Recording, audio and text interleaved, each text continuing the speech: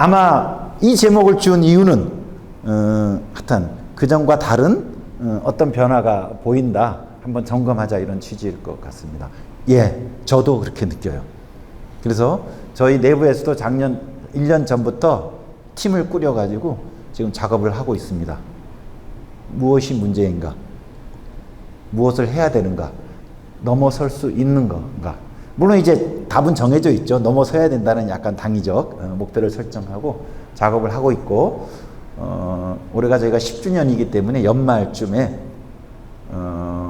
복지국가는 이렇게 나아가야 된다는 일종의 혁신 복지국가 플랜을 발표를 하려고 합니다. 그리고 오늘 제가 드리는 말씀도 우리 내부에서 얘기했던 그런 것들이 많이 참고가 되었습니다. 근데 이게 얼마나 설득력이 있을지 잘 모르겠어요. 한번 들으시고 또 여러분도 아마 비슷한 고민을 하시는 분도 계실 것 같아요. 많이 이야기하고 질문해 주시기 바랍니다. 뭐 이런 순서로 쭉 갈 거고요. 3번까지 아마 하면 벌써 24분이네. 예. 그리고 중간 정도까지 하고 한번 쉬도록 하겠습니다. 뭐 일단 던지는 질문입니다. 복지국가는 무엇일까요? What is welfare state라고 물어보면 많은 사람들은 대답할 수 있을 거예요. 모든 사람들의 기본 생활이 보장되는 사회, 혹은 요람에서 무덤까지, 이런 게 되게 상징적으로 오죠. 저렇게 해서 태어날 때부터 세상을 떠날 때까지 가장 기본적인 것들은 옛날에는 어떻게 했어요? 자기가 먹고 사는 겁니다. 그러다가도 그거를 이루지 못하는 사람들이 있겠죠. 근데 이런 사람들은 어떻게 됩니까? 위험해요. 3일만 굶으면 담을 넘잖아요. 그죠? 여기에 자유로운 사람이 없을 겁니다. 그런데 기존의 봉건주의 체제도 그렇고 이제 시장 자본주의 체제도 그렇고 항상 모든 시민들을 평등하게, 경제적으로 사회적으로 평등하게 대우하는 게 아니기 때문에 항상 계층이나 신부나 혹은 어려운 분들이 계시게 됩니다.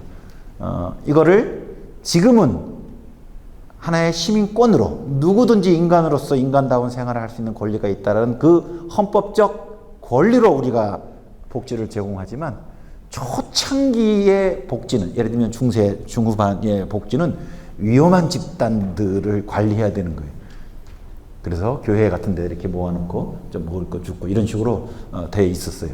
하여튼 간에 그러다가 이제 저기까지, 요람에서 무덤까지 쭉 됐는데, 이게 언제쯤이냐 하면 한 1950년 2차 대전 직후 즈음쯤이에요. 그러다 보니까 학자들이 이상하다. 이게 자본주의 사회인데, 자본주의 사회에서는 시장 경쟁을 통해서 먹고 살고, 그리고 정 어려운 사람이 있으면 국가가 조금 보조해주는 뭐 그런 시스템인데, 요건 좀 달라요.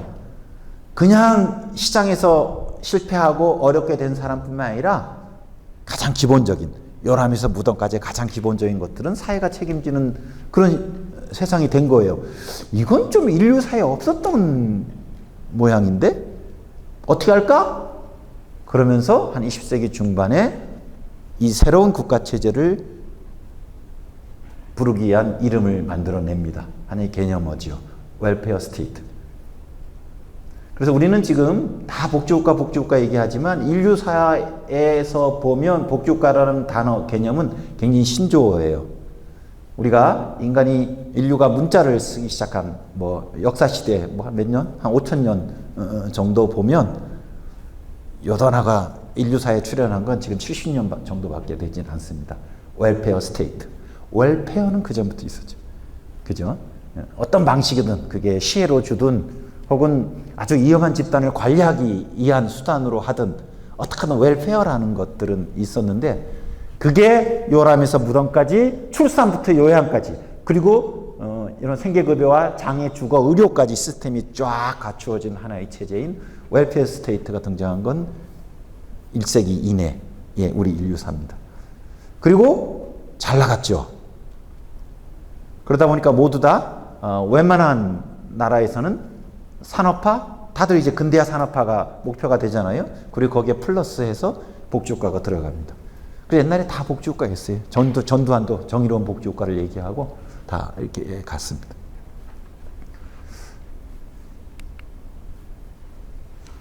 왜 이 국가 체제는 이 자본주의 사회 체제하고는 체제임에도 불구하고 새로운 국가 체제로 보게 되었을까? 우리가 통상 시장 체제에서 먹고 사는 방식은 맨 끝이 이제 가계 재생산이라 그러는데 이제 우리가 이제 먹고 사는 거죠. 가구가 먹고 사는데 요 아래쪽이에요. 이게 자본주의니까 어떻게?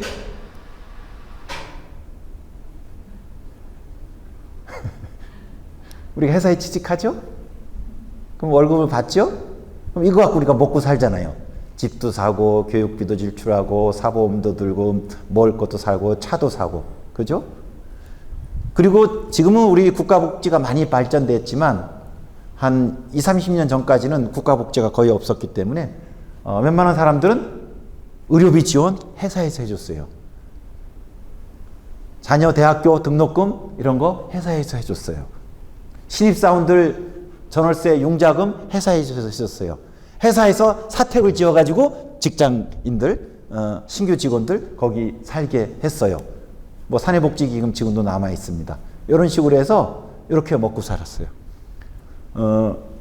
이제 대부분의 분보다는 제가 나이가 많은 것 같은데, 제가 어릴 때는 요즘은 그렇지 않을 것 같은데, 옛날 같으면 우리 선생님이나 부모님이 말할 때, 물론 요즘도 다 공부 열심히 하라 그러죠. 아이들한테는 그냥 너 열심히 공부해야 된다, 공부해야 된다 그래요. 왜? 나중에 사람 구실하려면. 그렇게 해서 열심히 공부해서 대학도 가고 그래야 직장 취직해서 월급 받아서 가정도 이루고 사는 거예요. 그렇지 않으면 사람 구실을 너 어떻게 살라 그러니? 어떻게 먹고 살라 그러니? 어떻게 먹고 사는데요? 대한민국에서 먹고 사는 경로는 딱 하나밖에 없었어요. 어디? 시장이에요. 너는 어차피 20살 넘으면 25살 되면 마켓에 들어가서 거기서 네 공간을 차지해서 자수성가해서 살아야 되는 거예요. 만약 그 공간에 제대로 들어가지 못하면 낙오자가 되는 겁니다. 누구한테 의존해서 사는 겁니다. 사람 구실을 못해서 사는 거예요. 이거를 조금 고상하게 표현하면 당시 제가 자랄 때까지 아이들에게, 청년들에게 대한민국에서 사는 방식에 있어서 딱 한 가지만 유일하게 있는 것처럼 가르쳐 줬어요. 그게 뭐냐면 시장에서 먹고 사는 거예요. 시장 임금. 그리고 기본적인 것들이 다 좋은 직장에 들어갈수록 쫙 제공되니까 좋은 직장에 들어가야 되는 것이고, 가문의 영예가 되는 거죠. 그리고 대학 잘 들어가야 되는 거고, 이렇게 쭉 됐습니다. 제가 강의할 때, 요즘 잘 인용 안 했네. 옛날에 많이 인용했는데 애가 더 어렸을 때 장가를 늦게 가가지고 애를 되게 늦게 봤어요. 그래갖고 두 아이들이, 즉 무상보육 시대 때 제가 애를 낳습니다. 무상보육 시대 때.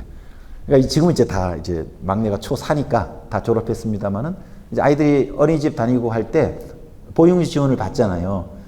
그러면 지금 가격은 모르겠네요. 그때 한 24만 원 했는데 한 25만 원이라 치면 월 20, 한 아이당 월 25, 그러면 1년에 300. 그죠? 저는 두 아이니까 600이에요. 그래서 제가 농담으로 제가 결혼을 늦게 해서 이유가 있다. 왜? 아이를 늦게 낳으려고. 왜? 무상보육이 될 줄 알았다. 너네 다 애들 유치원 어린이집 보낼 때 네 돈으로 보냈잖아. 그죠? 그때 가격은 모르지만 아마 2, 30만 원 냈겠지요. 너 애 둘이야? 나 둘이야? 너 1년에 600. 아이들 보육시설에 보내기 위해서 600을 어디 가서 벌어와야 돼요. 어떻게? 시장 가서 벌어와야 아이를 보육시설에, 어린이집에 맡길 수 있었는데, 저는 뭐예요? 그냥 받아서 아이들이 자라고 있어요. 그래서 저는 시장에서 600만 원을 더 얻기 위해서 싸우지 않아도 돼요.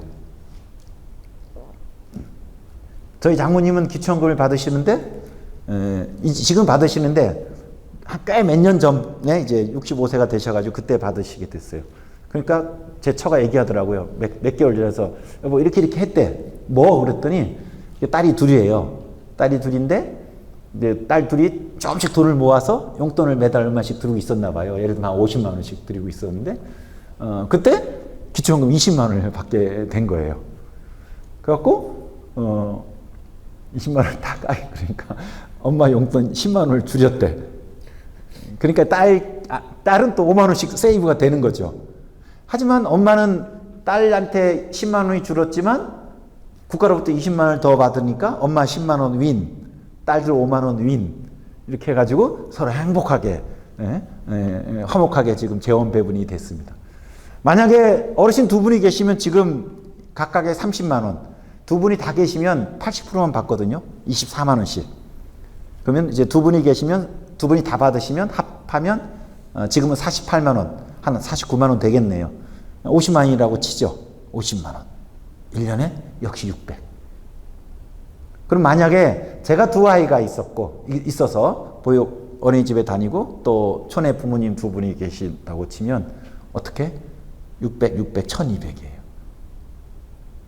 그 10년 전에 그 상황이었다면 제가 부모님한테 그 용돈을 드리고 아이를 보육기관에 보내기 위해서 1200을 더 벌어야 되고 교섭해야 되고 땀을 내야 되는데 지금은 쫙 합니다.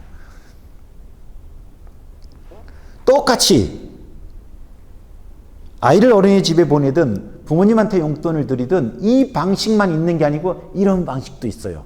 그죠? 여기서 세금, 사회보험료를 내서 국가를 통해서 현금이나 사회 서비스로 쭉 주는 겁니다. 그래서 자본주의 사회일지라도 인간들이 먹고 사는 방식은 하나의 경로, 이거를 제가 마켓 웨이지를 기반으로 산다 해서 이걸 시장 임금 방식이라 그러면 소셜 웨이지, 사회 임금 방식으로도 살아요. 대략 북부 유럽들은 요새 많이 조금 후퇴했어요. 전성기 때는요, 전체 가계 지출의 거의 절반 정도가 요 사회 임금으로 이루어집니다. 그리고 이 사회 임금은 대부분 어디 여행 가는 비용을 주는 건 아니죠. 주거비, 교육비, 보육, 노후, 이런 거입니다. 가장 기본적인 거예요. 그래서 시장에서 뭘 하다가도 뚝 하고 여기서 뭔가 문제가 발생할 수 있잖아요. 우리 회사가 망할 수 있잖아요. 혹은 내가 아플 수 있잖아요.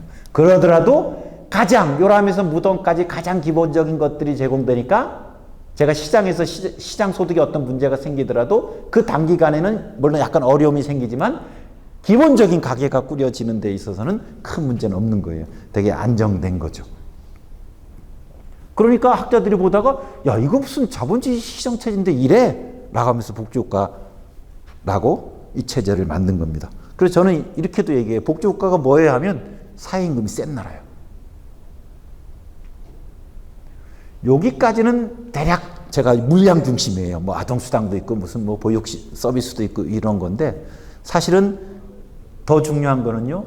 이 시장임금의 메커니즘과 사회임금의 메커니즘, 즉 원리가 완전히 천양으로 달라요.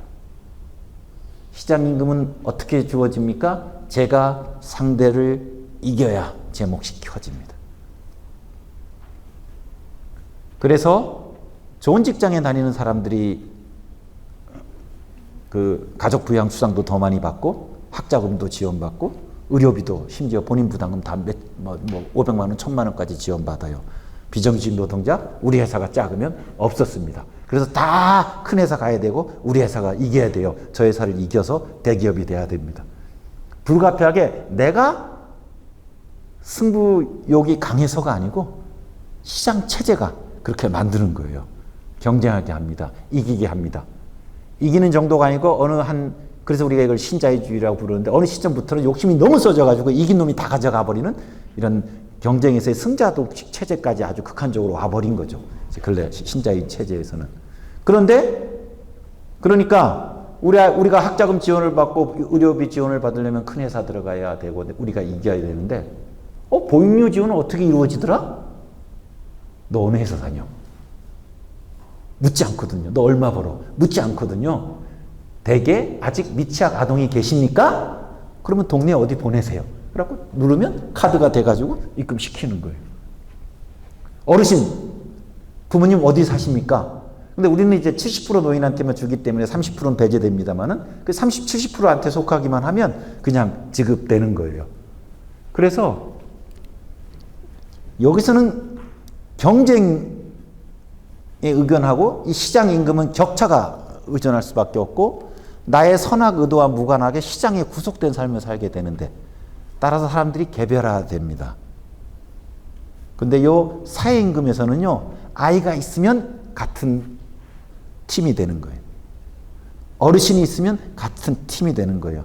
아픈 사람들끼리 같은 팀이 되는 거예요. 건강보험 보장성을 높이라고. 실업자들이 같은 팀이 되는 거예요. 그래서 같은 그 욕구, 같은 필요를 가진 사람들을 하나로 모이게 해요. 그렇게 모이게 했니? 아, 그건 모르겠어요. 그 내재적 원리가, 이 제도의 내재적 원리가 시장 임금은 사람을 갈갈이 찢어놓고 사회 임금은 모일 수 있는 그런 잠재 원리를 갖고 있다는 거예요. 물론 좋은 용의 그림도 눈을 찍어야 되듯이 반드시 그게 경쟁과 차별로, 반드시 그게 연대와 공존으로 가는 건 아니지만 그런 내재적 속성이 있다는 거예요. 그리고 또 하나 더 중요한 거. 그래서 요 시장 임금은 어디서 정해집니까? 마켓에서. 시장에서. 어떻게? 줄달리기를 통해서. 그래서 심센 쪽에서 줄달리면 그쪽에 가져가는 거죠. 근데 이 사회임금은 어떤 공간에서 정해집니까? 시장에서 정해지지 않고요. 어느 공간에서? 정치 공간에서. 사회임금은 모두 다 의회와 국회와 의회에서 이루어지는 겁니다. 그리고 이 모든 재정은 세금을 통해서 이루어집니다. 그래서 이 모든 재정은 규칙에 따라야 돼요. 조례든 법에 따라야 됩니다. 우리 호주머니에서 나가나 단 한 푼도, 자동차 주차 위반 딱지도 다 규칙에 따릅니다. 그래서 거기서 걷어서 또 규칙에 따라 지급되는 거예요. 정치적으로 의사결정됩니다. 그러니까 뭐 우리가 아픈 사람들끼리, 비정규 노동자끼리, 실업자들끼리, 집 없는 사람들끼리, 혹은 아이가 사람들끼리 어떤 공통 이해를 가지게 되었어요. 이랬으면 좋겠네? 좋겠네로 끝날 수도 있겠지만 그거를 꼭 이루고 싶을 때는 어디에 더 눈을 가게 됩니까? 정치에. 근데 한국은 이제 정치를 좀 안 좋게 얘기하잖아요. 그죠? 하도 정치가 이 모양 이 꼴이니까. 하지만 인간사의 정치는 의사결정을 해야 되기 때문에 가장 필수적인 거이잖아요. 좋은 정치여야지 정치 자체가 문제는 아닌 거니까 나쁜 정치가 문제인 것이지. 그렇게 해서 이거는 시장 임금은 또 시민들을 정치화시킬 수 있습니다. 어차피 우리 밑바탕의 토대가 시장 경쟁의 자본주의 체제이기 때문에 이 체제의 속성상 불평등을 만들어낼 수밖에 없거든요. 그래서 옛날처럼 사회주의 혁명을 해가지고 아래의 경제적 토대 자체를 모두 다 평등하게 해버리면 인류 사회에서는 실패했지만 이론적으로는 그런 평등 경제 시스템을 만든다고 했는데 이제 그런 사회는 인류 사회는 존재하지 않으니까 지금 있는 건 시장 경쟁 체제예요. 여기는 불평등을 양성해요. 하지만 이 불평등을 개선하고 해소하기 위해서는 반드시 그래서 정치가 필요합니다. 정치가 개입해서 그래서 경제에서의 시장 힘과 정치에서의 대항 힘이 맞붙어요. 근데 어떤 경우는 정치조차도 시장이 먹는 경우가 있죠. 하지만 어떤 경우는 시장은 경제 주체들이 힘을 가질 수밖에 갖게 되는데 정치에서만큼은 시장이 아닌 시장을 넘어서려는 어떤 세력들이 더 힘을 가지게 되면 정치의 힘과 시장의 힘이 서로 균형을 이루면서 어떤 적정점을 가지게 돼요. 그 적정점에 딱 있는 나라가 복지국가 체제예요. 그리고 딱 그런 접점점에 있는 그런 정치 체제를 삼인주의 정치 체제라고 학자들이 부르는 것 같아요. 그래서 삼인주의 핵심은 결국은 정치의 힘이에요. 불평등을 야기하는 시장에 맞서는 against market, politics against market, 시장에 대항하는 그런 정치의 힘이 완전히 시장 친화적인 정치도 있을 수 있겠지만 시장에 맞서는 그런 정치의 힘이 가능한 강해져가지고 이렇게 절반씩 정도는 절반은 시장이 사람을 지배하고 절반은 정치가 사람을 지배하는 요 복지국가 체제, 3인주의 체제가 된 겁니다. 특정 저점에서 있는 체제. 그래서 뭐예요? 지극히 불안정해요. 그렇죠? 계속 줄달리기가 이루어지기 있기 때문에. 뒤에 다시 나오겠습니다만은 그래서 복지국가는 시대적 산물이에요. 항상 유동적이에요. 그래서 항상 유효한가라는 질문을 받게 될 겁니다. 지금도 그래서 받고 있습니다. 한국은 놀라울 정도로 다이나믹해요. 그냥 옛날 이야기라서 빨리 넘어가겠습니다. 이제 저희도 요게 2012년 아까 이때 저희 내가 만드는 복지국가를 만들었는데 만 2년 만이에요. 그 전에 보편복지 이런 말 쓰지도 않았거든요. 그냥 생계급여, 뭐 국민연금 하나 단어를 쓰다가 2010년에 무상급식이 오고 나서부터 1년 만에, 그러니까 이 복지진영이 싸움을 잘했어요. 무상급식 갖고 2010년 지방선거 때, 교육감 선거 때 붙었는데 저도 그렇고 누구도 그렇고 이게 뜰 줄은 몰랐습니다. 물론 그 전부터 지역사회에서 이제 친환경 무상급식 운동, 조례운동 같은 건 있었어요. 그래갖고 2009년 경기도 교육감 선거에 김상곤 교육감 후보가 나오면서 이걸 한번 툭 던졌는데 막 그거 갖고 저쪽에서도 받아가지고 막 난리가 난 거예요. 오, 이거 되겠네? 그래서 2010년 그때 이제 본 지방선거에서는 진보 쪽은 모든 교육감들이 제1 공약으로 무상급식을 걸어요. 그랬더니 보수 쪽은 또 막 달려가가지고 이제 무상급식 안 된다고 해가지고 어머, 애들 밥그릇 갖고 어른들이 최고의 선거가 돼버렸습니다. 야, 부잣집 애들까지 무상급식을 줄 만큼 돈이 넘치냐? 그 돈이 있으면 좀 어려운 집에 써야지. 굉장히 논리적으로 익숙한 거예요. 야, 치사하게 밥 먹는 것까지 갖고 애들 차별할래? 어머, 이것도 이유가 돼요. 그래서 둘이 막 붙었습니다. 무상급식이 이깁니다. 2010년에 뭐 알고 계시죠? 딱 이기니까 저도 그때 뭐 요 속에 있었는데 와, 대단한 거예요. 와, 그래서 무상급식이라는 과자를 한번 팔다가 2011년에는 과자 대신 종합선물 세트를 팔기 시작합니다. 그래서 상자 안에 무상급식에다가 하나 더 집어넣었어요. 무상보육에다가. 무상의료를 하나 더 집어넣고, 그때 대학생 친구들이 반값 등록금 운동을 대학가에서 많이 하고 있었을 때예요. 거기다 반값 대학금을 집어넣었어요. 등록금을. 3무 플러스 일반. 그러니까 세 가지 무상 플러스 하나의 반값. 그래서 3무 일반이라고 해서 요걸 붙였어요. 근데 여기서 아주 매력적인 건, 그래서 우리는 네 개 있는 종합상자예요. 종합상자 핵심은 뭐예요? 브랜드예요. 브랜드. 4개의 과자를 집어넣고 거기다가 멋지게 포장지를 만들었어요. 뭐라고? 보편복지라는 복지의 새로운 가치와 원리를 시민들한테 제공하는 담론을 만들었습니다. 그리고 쟤네들을 이렇게 찍어버렸어요. 너네는 선별. 끝났죠, 싸움. 그래서 쭉쭉쭉 가요. 그러니까 2012년에는 보수 쪽도 할 수 없이 손들고 복지국가 담론을 갖고 국가 비전을 얘기합니다. 2010년 무상급식부터 시작해 단품으로 시작해서 보편복지라는 복지의 원리에서 복지국가라는 국가체제까지 진보, 보수 가릴 것 없이 다 합창을 하기 시작해요. 뭐 제가 재보진 않았지만 서구 복지국가 역사를 보면 한 몇십 년 걸쳐서 생긴 복지국가 비전의 사회적 형성을 우리는 한 몇 년 만에 그냥 끝마쳐 버립니다. 진짜 다이나믹해요. 작년에 국회 예산정책처라고 있어요. 굉장히 큰 기관입니다. 국회 부속 기관으로 굉장히 큰 기관이에요. 엄청난 기관입니다. 권위 있고. 여기서도 조그만 페이퍼를 하나 냈는데 이런 것까지 냈어요. 뭐냐 하면 여기는 국민부담률이라고 한국의 조세와 사회보험의 총량입니다. GDP 대비 조세 플러스 사회보험료. 한 GDP 우리 한 25 정도 되거든요. 이 정도 국민부담률이고 여기는 전체 복지 지출이에요. 우리는 국민부담률이 지금 한 25% 정도 되고 복지 지출은 10% 살짝 넘어요. 이때 2018년 기준이니까 11%. 어머 쭉 가니까 여기 있네? 우리는 한국이에요. 저기 프랑스, 스웨덴, 북부유럽 나라들은요. 40%대의 높은 세금과 사회보험료를 거두어서 30% 가깝게 GDP 대비 복지 지출을 쓰고 있어요.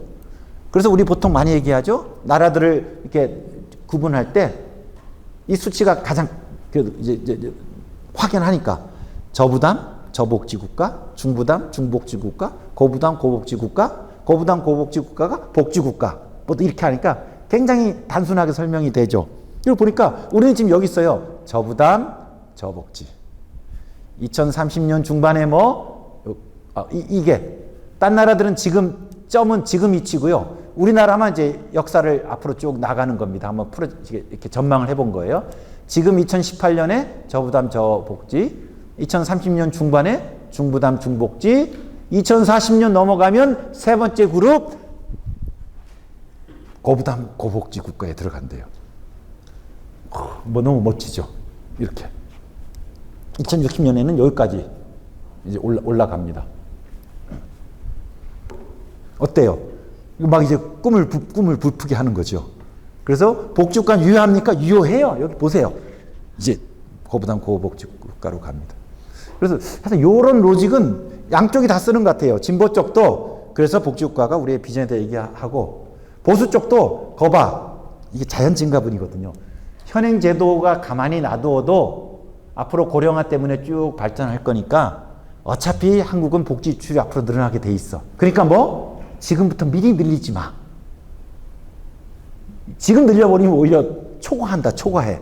뭐 이런 식으로 조금 복지를 조금 억제하는 논리로도 쓰이기도 하고, 혹은 또 이렇게 자신감을 표할 때 쓰기도 합니다. 뭐 이런 식으로까지 미래의 고부담 고복지국가나 이런, 이건 객관적 분석이에요.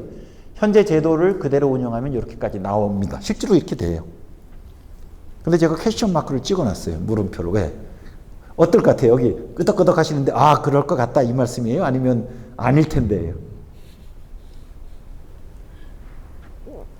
좀 이상하죠, 그죠? 요즘 얼마나 힘든데 이렇게 저절로 복지국가로 가다니.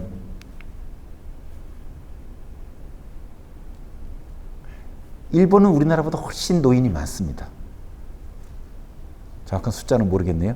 그냥 우리보다 2배라고 쳐볼게요. 그럼 우리가 100명이고 노인은 일본은 200명이에요. 그러면 총 노인 복지 지출량이 일본이 우리보다 2배예요. 그러면 일본의 노인 복지는 우리보다 2배입니까? 지출 총량은 2배이지만 노인 수가 2배이다 보니까 노인 1인당 복지량은 우리하고 같은 거죠. 그래서 전체 복지 규모를 평가할 때는, 그건 지출이잖아요. 지출을 평가할 때는 항상 그 니즈, 필요, 수요를 같이 봐야 되는 거예요. 노인이 100명인지 200명인지. 지금 OECD 평균으로 복지 지출이 GDP 한 20% 정도 돼요. 그러면 복지 부문이 엄청 많을 거잖아요. 심플해요. 딱 3항목으로 나누어집니다. 20%의 복지 지출이 평균이에요. OECD 국가들을 보면. 어떻게? 절반이 연금이에요. 3분의 1이. 3분의 1이 의료예요.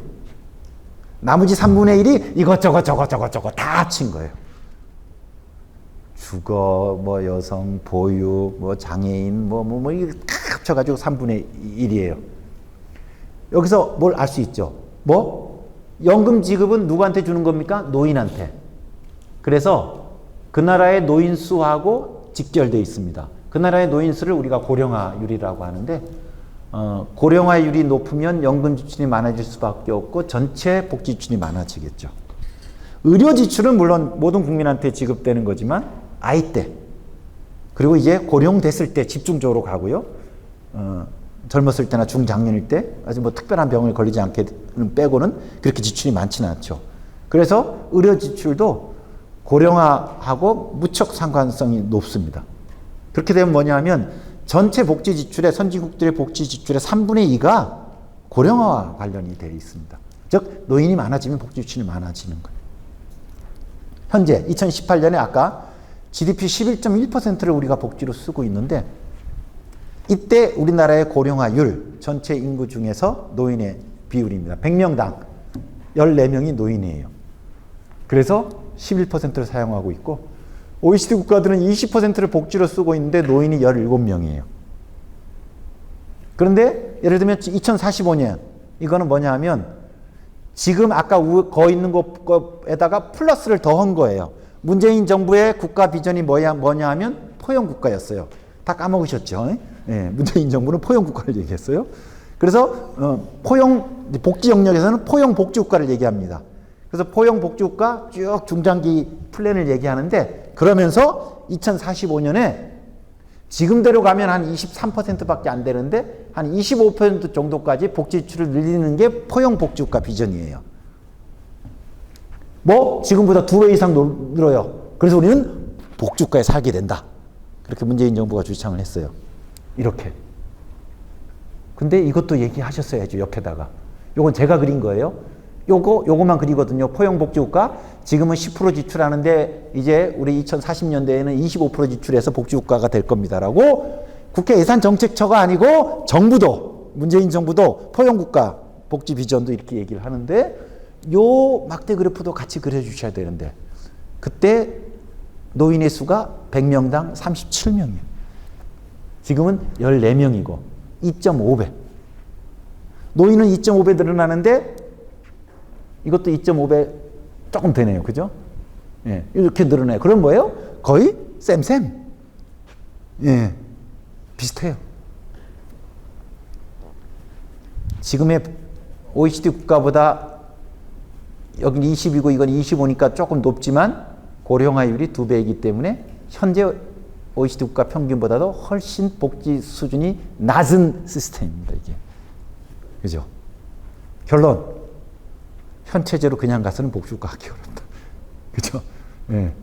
이렇게 하면 저부담, 고복지국가가 가고 이렇게 하면 이제 포용적 복지국가로 간다 그러는데 다 뻥. 안 돼. 예.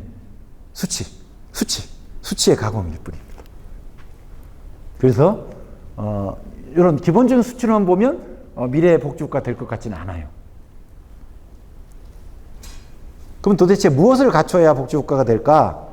한번 살펴보도록 하겠습니다. 그래서 이제 복지국가 이해인데 사실 이제 우리가 지금 어떤 과제에 직면하고 있을까를 이제 말씀드리기 위해서 이렇게 만든 겁니다. 아까 말씀드렸죠? 복지국가 체제, 3인주의 체제가 어떤 속성을 갖고 있냐고? 시장은 기본적으로 경쟁에 기반해서 불평등 체제, 시장 임금 체제를 만들어내는데 거기에 힘든 사람들이 생기잖아요. 시장 임금 체제에서 아래에 있는 사람들이 너무 힘들다 보니까 비록 시장에서는 이루지 못했지만 바깥에서 같은 뜻을 가진 사람들끼리 모아서 으쌰으쌰해서 그죠? 그래서 정치를 통해서 사회임금을 만들어낸 거예요. 그리고 두 힘을 비슷하게 만들어내는 거. 기본적으로 자본주의는 시장 불평등을 낳는데 일단 1차 분배가 있겠죠. 시장에서 1차 분배가 있고 그 다음에 이후에 다시 세금을 가지고 2차 분배를 하는 겁니다.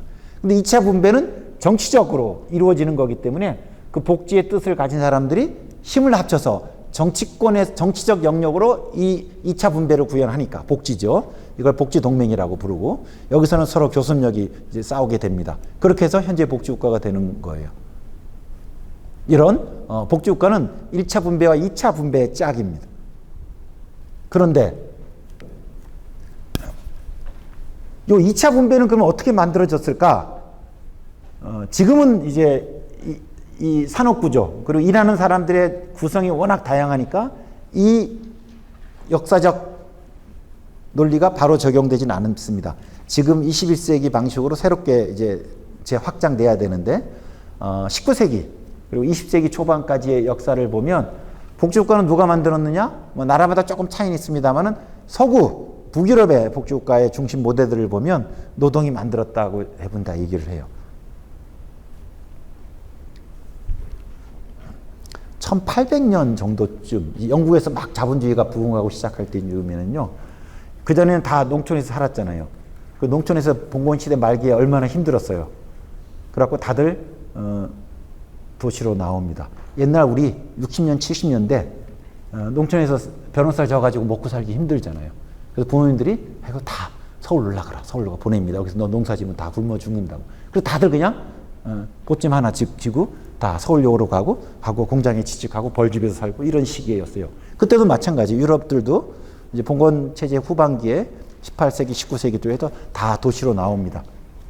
그리고 옛날 한국도 뭐 이제 그때는 안 계신 분들이 많지만 이렇게 옛날 것들 보면 그래갖고 서울 가서 어디든 취직하잖아요. 여공으로 취직해도 그 집안에서는 그 농사라는 건 농사에서 자기 돈 버는 건 자연으로부터 얻는 거니까 뭐 약속된 게 하나도 없는데 취직하면 그래도 매달 꼬박꼬박 월급 나오니까 대단한 거예요. 그때 경험으로는 매달 월급이 착착 들어온다는 게. 그럼 또 막 아껴서 뭐 집에 부모님들 선물도 드리고 막 그랬던 거예요. 그래서 거기도 마찬가지. 자본주의 초기에 노동자들이 도시로 나와서 공장에서 일을 시작합니다. 그리고 당시에 그 사회사 분석을 한 글들을 보면 처참할 정도로 아무리 노동법이 없었기 때문에 아동노동, 7살, 8살, 9살 먹은 애들도 방직 공장 밑에서 헝겊을 떨면서 피토하면서 죽고 막 그런 거거든요. 진짜 무방비 상태로 이렇게 일을 했어요. 그러니까 도시로 나가서 취직해서 월급을 받으면 새로운 세상이 열릴 줄 알았는데 이 노동자들이 어떻게 됩니까? 좌절을 하죠. 1810년대, 20년대에 이 좌절한 노동자들이 하도 답답하니까 이걸 어떻게 해결해야지 하다가 드디어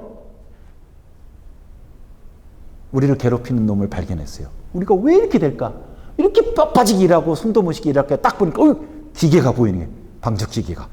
저 자식이 그냥 계속 돌아가니까 헝겊 갖다 대고 빼고 하다가 녹초가 되고. 그래갖고 우리를 저렇게 고통받게 힘든 놈이 바로 저 놈이에요. 그래갖고 선술집에서 술 먹고 있다가 야 가자.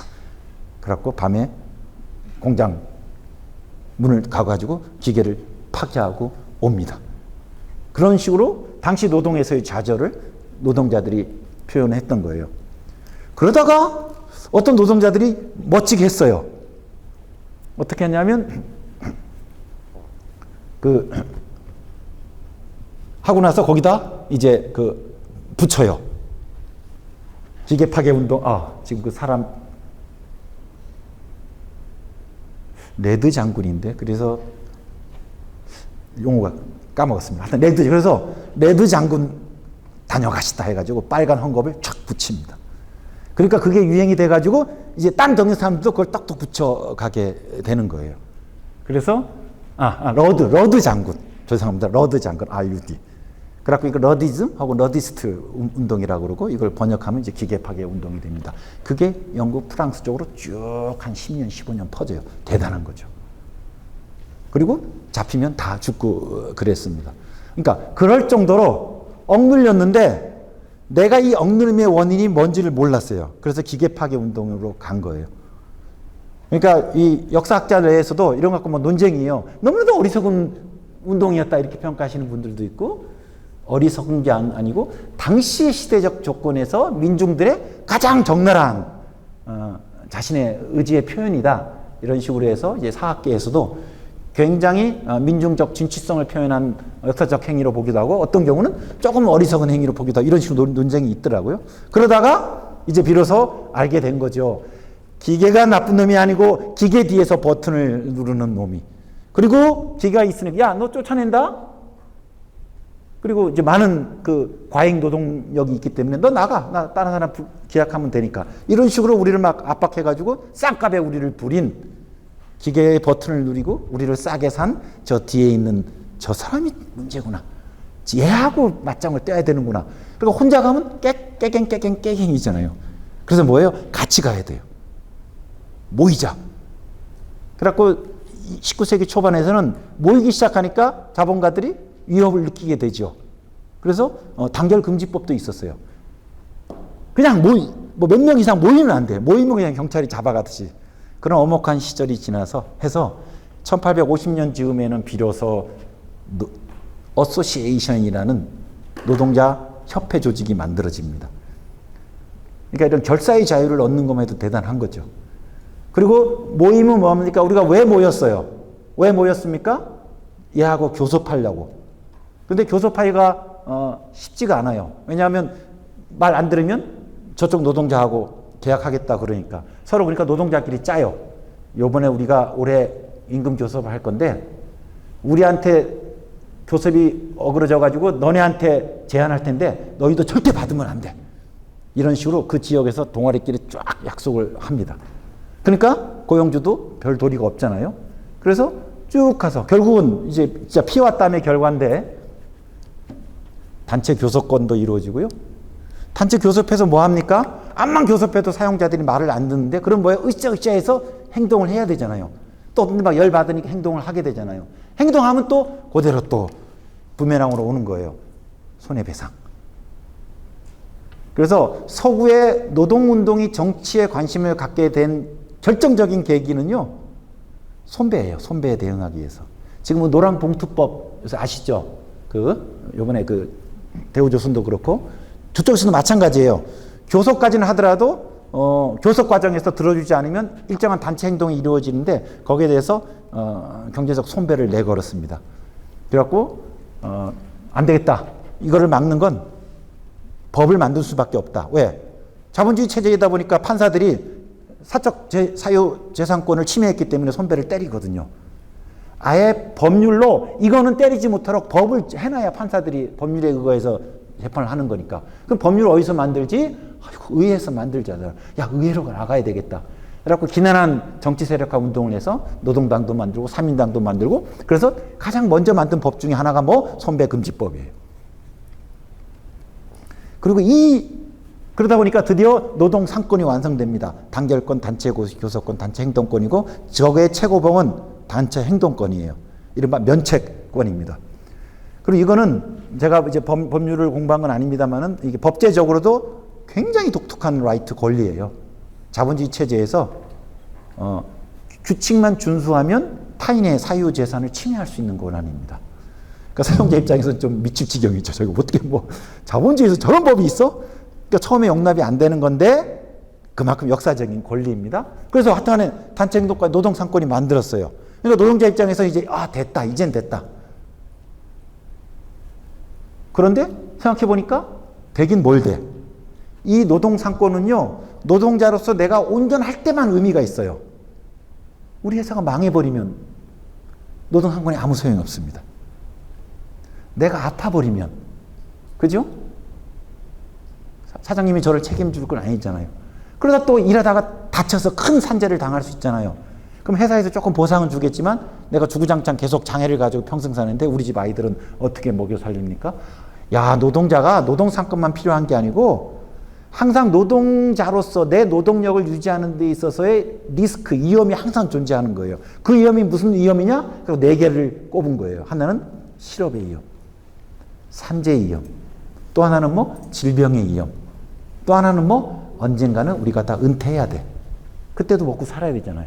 그래서 은퇴의 위험, 그거를 다 사회보험으로 바꿉니다. 그래서 사회보험이 돼요. 그리고 뭐, 야, 사용자 와, 너네도 내. 반반씩 내자. 서구는 반반이 아니고 사용자가 더 많이 냅니다. 너희가 더 내. 어머, 이게 왜 가능했을까? 법률이기 때문에 가능한 거예요. 진보 정당이 2차 대전 직후에 많이들 집권해가지고 다수당이 돼가지고 이런 것들을 다 이제 만들어냅니다. 그래서 이제는 노동자로서의 잠재적 위험까지도 딱 안전하게 만드는 사회보험 체제를 만들었어요. 여기까지 만들다 보니까 다시 또 한 발 더 가고 싶어요. 뭐? 아니, 내가 먹고 사는 애 주체는 나이가 아니고 우리 가족이잖아요. 가구이잖아요. 그리고 이제 정치적 자신감도 갖는 거예요. 내 세력이 지금 집권을 하고 있으니까. 좀 더 나가자, 뭐. 야, 우리 가족들, 너네 가족들이 사는 데서 똑같이 필요한 것들 있잖아. 그런 것들은 그냥 우리 사회가 같이 하자. 어떤 거? 그냥 아플 때, 뭐, 아까 의료는 했고요. 뭐, 보육, 뭐, 주거. 그죠? 뭐, 이런 식으로 해가지고, 뭐 장애인 복지도 그렇고 쭉 가게 됩니다. 그래서 크게 보면 노동자들의 노동권을 갖고 이후에 노동력 재생산 위험에 대비하는 사회보험 체제를 갖추게 되고 가계 지출을 사회화시키는 보편복지 체제를 갖추게 됩니다. 이 세 가지가 다 합쳐서 아까 앞에서 그렸던 사회임금이라는 큰 틀이 만들어지고 어머 이게 뭐니? 해가지고 웰페어 스테이트라는 체제를 만들어낸 거예요. 요 에스핀 앤더슨이라는 복지 쪽 공부하시는 분들에게는 이쪽에 가장 태두죠. 이분이 이런 말을 해요. 그럼 도대체 복지는 2차 분배를 했는데 2차 분배는 뭘 의미하는 것인지 이런 말을 해요. 노동자들이 일단 사회권을 확리하게 되면 노동권을 의미하는 거겠죠. 계급 권력의 균형이 바뀐다. 그죠? 그걸 가지고 정치적으로 들어가려고 그러잖아요. 이 노동권을 구현하기 위해서는 법률로 제정해야 되기 때문에 법률로 제정한다는 건 노동자를 대변하는 정치 세력이 의회에서 꽤 세다는 걸 의미하는 거예요. 그리고 복지동맹으로서 복지가 커지면 사회임금이 켜지면 이제는 사회임금이 어떤 역할을 하느냐? 1차 분배에서 교섭력을 키워줘요. 시장과 고용주에 대한 노동자의 의존을 약화시킵니다. 시장 임금으로만 먹고 사는 게 아니고 사회임금이라는 절반의 의지터가 있다 보니까 옛날 같으면 야 나가 그러면 한번 싸워보고 싶어도 이거 싸우기 시작하면 1년 2년 동안 버텨야 되는데 우리 가족의 얼굴을 보면 버틸 수 없거든요. 그러니까 눈물을 머금고 그냥 지울 수밖에 없었는데 사회적 안전망 복지망이 딱 갖추어지면 동료들하고 야 좀 부족하더라도 사회임금으로 1년 버티고 해보자. 곳곳에서 해보자 그러면 결국은 이기는 거죠. 그래서 사회임금 복지가 뭐냐면 시장 분배에서의 잠재적인 권력 자원이 된다는 거예요. 서로 선순환한다는 거예요. 2차 분배의 힘이 다시 1차 분배에서의 시장의 교섭력을 커지게 하는 거예요. 그렇게 선순환하면서 시장에서의 불평등도 개선되고, 그리고 또 국가를 통한 복지 재분배도 이루어지면서 사회임금이 절반 정도 되는 새로운 웰페어 시스템을 만들어내게 됐던 겁니다. 이분은 이제 비그포러스라는 분인데, 그 일강하셨던 홍기빈 선생님이 우리 한국 사회에 아주 많이 소개해서 한국에서도 이제 많이 알려진 분입니다. 이분이 이제 스웨덴 복지국가를 사실상 설계한 분으로 이제 평가를 받고 있는데, 그렇게 하면서 이분이 멋진 말을 하나, 약간 철학적 범주를 하나 만들어냈어요. 그 잠정적 유토피아라고. 그러니까 지금은 모르겠는데, 지금은 그 복지국가가 될까? 우리가 사실 복지국가에 대한 신심이 강하진 않은데, 요때쯤이면은 사람들은 좀 그랬을 것 같아요. 왜냐하면 막 자본주의 험악한 걸 보고 있고, 그 다음에 인간들끼리 서로 막 사육을 하는 1차 대전, 세계대전을 겪고, 이런 상황에서 각국에서 새로운 어떤 인류 모델을 보다 보니까 조금 붕 떴던 것 같아요. 그렇죠? 인류사에 새로운 무엇이 만들어질 수 있다. 그래서 대단히 진취적인 유토피아의 꿈들을 가지게 되는데, 그 유토피아의 꿈들이 실제로 현실에서 이루어지거든요. 학자들이 웰페어 스테이트라는 새로운 사회임금 체제도 만들어내니까. 그러면서 그때 잠정적 유토피아라는 개념을 만들고, 그때 시대에 형성되고 있던 복지국가라는 당시의 시대적 체제의 모형을 여기다 같이 오버랩 시킵니다. 그래서 복지국가라는 잠정적 유토피아라는 거. 이때 왜 잠정적이라 하면, 이 유토피아는 인간들이 갈구하지만 유토피아인 이유는 절대 인류가 이룰 수 없기 때문입니다. 공중에 있는 별이기 때문에. 그럼에도 불구하고 그 별을 계속해서 가는 정거장 같은 거예요. 정거장. 그리고 여기가 긴 줄 알고 갔더니 별은 또 저기 있으니까 지금에서 한계를 딛고 또 한 발 가게 하는 그런 인류사에서 인류가 만드는 그 꿈이라는 건, 우리 잠정적으로 유토피아라는 이상적 꿈이 있지만 결국은 그 정거장이라는 잠정적 유토피아를 만드는 게 인류사의 꿈이라는 거고, 지금 이 시점 우리 스웨덴에서 복지국가라는 잠정적 유토피아를 만들어 보죠. 그리고 스웨덴의 한슨 총리 이런 사람들은 이거를 인민의 집, 국민의 집이라고도 얘기합니다. 집이 뭡니까? 하나의 가족들이 시장에 있을 때는 누구는 사장님이고 누구는 노동자고 누구는 누구고, 시장에서는 다 지위가 다르고 불평등할지 모르지만 저녁에 집으로 들어오면 가족끼리는 오손도손 같이 공존하거든요. 그런 것처럼 하나의 집, 하나의 가족의 집이라는 단위가 있는데, 이거를 우리 스웨덴이라는 국가 자체가 하나의 집으로 만듭시다. 스웨덴을 집으로 만듭시다. 그게 국민의 집이라는 겁니다. 그래서 국민의 집, 복지국가, 잠정적 유토피아, 뭐 이런 아주 멋진 이제 그 표현들이 등장하기 시작합니다.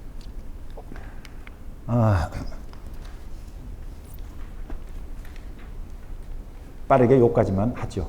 자, 이게 이제 복지국가에 대한 기본적인 이해인데, 복지국가가 만들어질 때 굉장히 낙관적인 그런 생각을 가지고 이제 만들어지고 또 발전해 왔던 겁니다. 그리고 한국을 보겠습니다.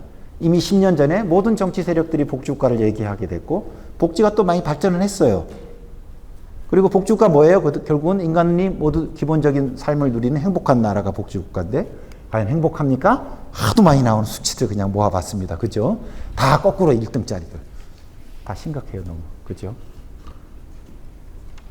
출생률이 작년에 0.81명인데 올해 2분기까지 출생률은 0.75.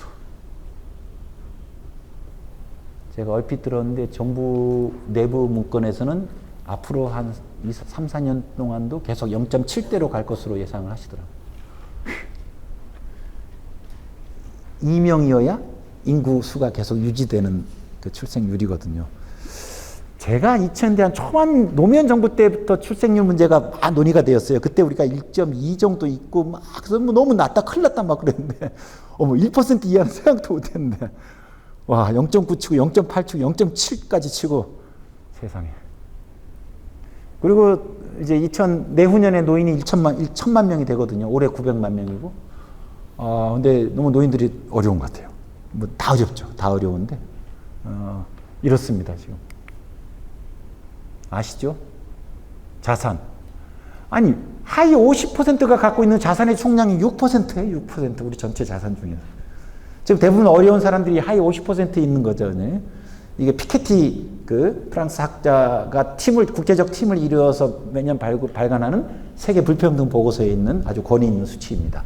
그래서 하위 50%는 자산의 6%밖에 갖고 있지 못해. 이게 그 정부 통계에서 2011년을 100으로 잡아서 그러는데 노무현 정부, 문재인 정부 시작 시점인 2007년 5월로 잡으면요, 저게 190대로 올라갑니다. 서울 같은 경우는 2배. 평균은 140. 제가 아차 싶어서 궁금해서 오다가 열차에서 대구 걸 봤어요. 대구는 밑에 전국 평균하고 좀 비슷하더라고요. 예. 물론 지역에 따라 좀 다르긴 하겠습니다만 전국 통계치는 그렇게 나옵니다. 아, 요게 2022에서 2021 뭐 이렇게 됐니? 문재인 정부 5년 동안에 인 겁니다. 이렇게 뛰죠. 저도 세입자인데 이제 돌아버리겠어요. 아, 이거 진짜. 아휴. 지금 올 12월 달에 이제 이사 가야 되는데. 소득도 보세요. 상위 10%와 하위 50%가 상위 10%는 연봉이 1억 8천이고 하위 50%는 1억 2천만 원 14배고 전체 소득 중에서 하위 절반의 사람들이 16%를 가지고 가고 있으니 너무 불평등 심한 것 같아요. 그죠? 그리고 자산 불평등은 또 더 심하죠. 또 이제 자산이 자산을 이루어가니까.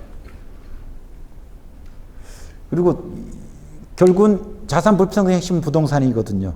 그럼 이 불평등의 피해를 보고 있는 사람들은 그냥 눈 뜨고 그냥 집값이 오르면서 전월세 부담이 커지는 세입자들이에요. 지금 가구의 44%가 세입자인데 인구 절반이, 가구 절반이 지금 그냥 앉아서 코 베고 있듯이 올라가는 거고. 그 다음에 여기도 소득인데 결국은 소득은 시장에서 정해지는 1차 분배이기 때문에 이걸 어떻게 하든 왜 그럼 배달 노동자를, 플랫폼 노동자를, 비정규 노동자들, 하청 노동자 이렇게 막 써. 막 쓰고 있는데 결국은 그런 가격을 매기고 그렇게 써는 게 지금 통용되기 때문이거든요. 이걸 막아야 되는데 하여튼간에 그런 데 있어 결국은 그거를 당하는 많은 노동자들이 그냥 뿔뿔이 무권리 상태로 있기 때문인데 너무 많은 거예요. 우리가 지금 경제활동 인구가 한 2,700~800만 명 되는데 이게 작년 기준인가? 노동자로 인정받는, 법적으로 노동자로 인정받는 사람 한 2,300명 중에서도 900명 가까이가 법 사각지대에 있고 5인 미만이라든지 뭐 시간제라든지 또 초고령 청소년이라든지 그리고 아예 노동자로 인정받지 못하는 여기 자영업자도 포함되어 있습니다. 자영업자를 여기서는 프리랜서라고 여기다 포함시켰어요. 그래서 자영업자 노동자로 인정받지 못하는 이거 합치면 한 1,800만 명 정도가 노동권 사각지대에 있어요. 왜 노동권이 중요하냐? 아까 서구의 복지국가 역사를 쭉 따라가면 첫 시작은 뭐예요? 기계 파괴 운동이라는 시행착오 거치면서도 노동자들이 사용자하고 교섭의 힘을 가져야 되더라. 그러면 머릿수를 늘려야 되더라. 교섭을 하기 위해서는 우리끼리 서로 규칙을 정해가지고 같이 교섭해야 되겠더라. 그리고 교섭하다 보면 행동이 출발하게 되는데 거기에 대한 면책까지 가지게 되더라. 그리고 그걸 위해서는 정치적인 영역에서 우리의 거점이 필요하겠더라. 쭉쭉쭉 됐던 거예요. 이 모든 것들이 결국은 자본주의라는 게 일을 해서 먹고 사는 거기 때문에 일하는 과정에서 그 불평 대우를 당하는 사람들, 억울함을 당하는 사람들의 어떤 권리거든요. 그리고 그 권리를 만들어가는 게 저는 근대에서의 사회권의 역사고 그게 헌법 법률에 명시되어 있고 우리도 엄연히 헌법이 있고 사회권이 다 명시되어 있는데 그 사각지대가 이렇게 많은 거예요. 이 사람들이. 그리고 사실 이분들이 세입자들이고 이분들이 다 150만 원, 200만 원의 소득 불평이 하위 50%입니다. 사회보험에도 못 들어가 있는 거 많이 아시죠? 자, 그래서 정리를 하면 다들 대한민국에서도 복지국가를 얘기하고 복지도 지난 10년 동안 빨리 늘어가고 있는데 왜 아까 우리 여러 가지 지표에서 봤을 때 한국은 다 꼴찌고 다 못 사고 애도 안 나는 이런 사회가 돼버렸느냐. 한쪽으로는 막 고부담, 고복지, 복지국가로 가고 포용 복지국가로 간다고 막 정치권에서는 막 이게 플래카드를 걸고 막 이렇게 쇼쇼쇼를 하는데 왜 실제는 이 모양일까에 있어서 하나의 진단입니다. 뒤에 이제 다음 시간에 이거 외에 다른 과제들이 있습니다만 가장 근본적인 거 복지국가는 시장의 힘과 정치의 힘의 균형을 이루면서 짝을 맞춰가는 건데 시장에서의 힘에서 너무 밀리는 거예요. 너무. 그래서 시장의 절반의 사람들이, 그 절반의 세입자들이, 그 절반의 비정규 노동자들이 아무런 노동권에 방어막 없이 당하는 거예요. 부르는 값에 그냥 가고 있는 거고, 집 가진 사람들이 그 정권이 다 결탁해가지고 집값이 막 올라가면 눈 뜨고 있다가 5천만 원, 1억씩 더 융자 받아야지만이 전세에 들어가게 되는 이런 상황이 된 겁니다. 그래서 결국은 자산 불평등이에요. 시장 불평등을 막지 못한 거예요. 그리고 크게 보면 자산에서의 불평등, 그리고 아까 봤던 소득에서의 불평등입니다. 그러니까 아동수당도 10만 원 도입되고, 뭐 이제는 또 100만 원씩, 내년 70만 원입니다. 돌 안 지난 아이들은 70만 원 받아요. 그리고 한 2, 3년 후에는 100만 원씩 받습니다. 그리고 기초연금도 40만 원 오른다 그러고 무상부역 되고 있고, 뭐 대단해요. 아까 제 동기한테 자랑한 것처럼. 이렇게 내가 기초연금도 받고 무상부역도 받으려고 버텨서 늦게 장가를 갔는데, 그래갖고 이제 복지도 누리고 있는데, 받으면 뭐하니? 그죠? 당장 1억을 지금 융자 받아야 되는데, 뭐 요새 또 금리 보면 막 머리가 지금 막 빙빙 돕니다. 그러니까 서구에서 했던 그 복지국가 제도들을 하나씩 차곡차곡 들여오긴 했는데, 들여오면 뭐 하냐고. 2차 분배에서 새로운 복지들이 들고 있는데 1차 분배 영역에서 이게 완전히 와장창 깨져 버리니까, 이 시장 불평력을 그대로 두고서는 이 시장에서의 주거의 약자들이, 그 다음에 노사관계, 노동에서의 약자들이 아무런 권한 없이 다 무방비로 당하는 이런 상태가 그대로 두고서는 복지의 효용은 약화될 수 없습니다. 이렇게 해서 복지국가로 갈 거라고 생각하기 어렵습니다. 복지국가 갈 거라고 생각하면 오히려 이상하죠. 그런 고통과 어려움과 위험에 자유로운 사람들이 고부담, 고복지 국가를 그리고 포용적 복지국가를 그리는 것 같아요. 그래서 제가 조금 요새 느끼는 게, 전문가 집단이나 정치권, 뭐 이쪽 지금 야당까지 다 합쳐가지고 그래도 많이 비판 많이 하잖아요. 일종의 이제 기득적 보수의 기득 체제들이 형성돼가지고 그들은 아름다운 꿈을 계속 그리고 복지국가 될 것처럼 막 그리지만, 실제 그 밑에 실상에서는 그 효용이 떨어지고 있고, 50%의 진짜 복지국가에서 자신의 삶을 의존해야 되는 사람들은 지금 붕 떠 있는 이런 상태가 됩니다. 그래서 실태 진단까지 했는데요.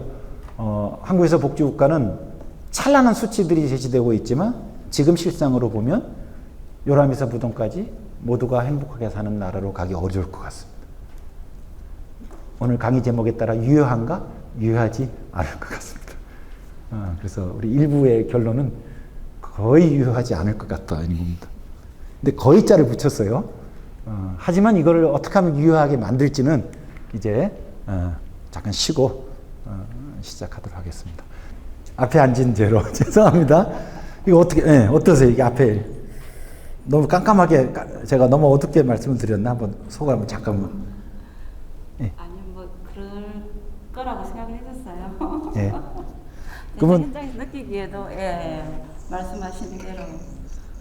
그러면 이제 아까 우리 복지국가는 유효한가라는 질문인데, 이거에 대해서 혹시 어떻게 답을 하시겠어요? 말씀을. 뭔가 어떤 새로운 대안이 좀 필요하지 않는가 생각합니다. 네. 비슷하죠. 유효해야 되는데, 그죠?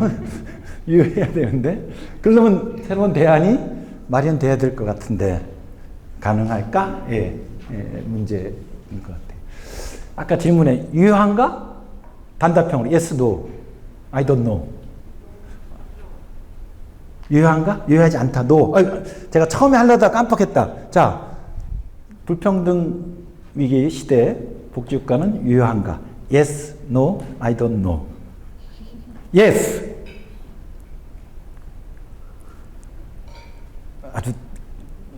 아주 착하게 사시는 분들. no, 나쁘신 분들. I don't know. 삐등삐등한 것 같아요. 근데 이렇게 질문하면 어때요? 유효한가? yes. no. 세 번째, 우리한테 달렸다. 우리한테 안 달렸어요? 지금 노라고 하셨죠? 노 그리고 우리한테도 안 달렸대요. 강력한 반론이 나오기 시작했어. 좋습니다. 예. 혹시 의견을 좀 예? 그렇게 생각하시는 이유를 잘 그래도 그래도 느낌에 가진 자들이 그렇게 할까요? 제도적으로 이렇게 재정립이라든지 제도를 바꾸는 거 필요 안 할 것 같은데. 가진 자들이 그런 것들을 허락하겠느냐, 용납하겠느냐. 근데 예스로 대답해 주셨습니다. 감사합니다. 예. 저는 이제 얼마 전까지만 해도 안 된다고 생각했거든요. 지금 우리나라 사회가 이렇게 지금 불평등 지수가 높고 자산도 불평등하고 소득도 불평등, 흑수저 뭐 이렇게 이야기하고 금수저 사회 갈등, 남북 대립 뭐 동서 이렇게 해가지고 도저히 우리 한국 사회가 우리 지금 저러시면 그 부정적인 생각이 있는데 얼마 전에 제가 탈북했던 사람들을 만나가지고 그래 들어봤습니다. 탈북에 들어오니까 이 사람들은 이 한국 사회가 천국이랍니다. 이게 우리가 지금 북쪽에서 안 태어나기 때문에 부실한 걱정을 하고 있는 거라. 그래서 그러면은 우리가 독립운동하는 마음으로 새로운 국가를 하나 만들자 이런 마음으로 돌아서면은 특히나 이 북한 사람의 마음 입장에서 서로 간에 상대방 입장에서 가지고 지금 뭐 남쪽도 나라 같지도 않고 북쪽도 나라 같지 않으니까 어차피 저런 나라는 지금부터 만들어야 되는데 문제는 이게 누가 만들어주는 게 아니라 한 사람 한 사람이 이게 내가 하나 독립군 마음으로 나라를 만들겠다 이런 마음으로 하면은 확실히 저는 뭐안 예. 감사합니다. 예. 앞부분에 북한하고 비교한 거는 아마 많은 분들이 썩 동의하기는 어려웠을 것 같은데 뒤에 부분 우리가 새로운 나라를 만들겠다는 그런 각오와 의지로 하면 가능하다라는 또 강한 그 포부를 밝혀주셨습니다. 감사합니다. 예.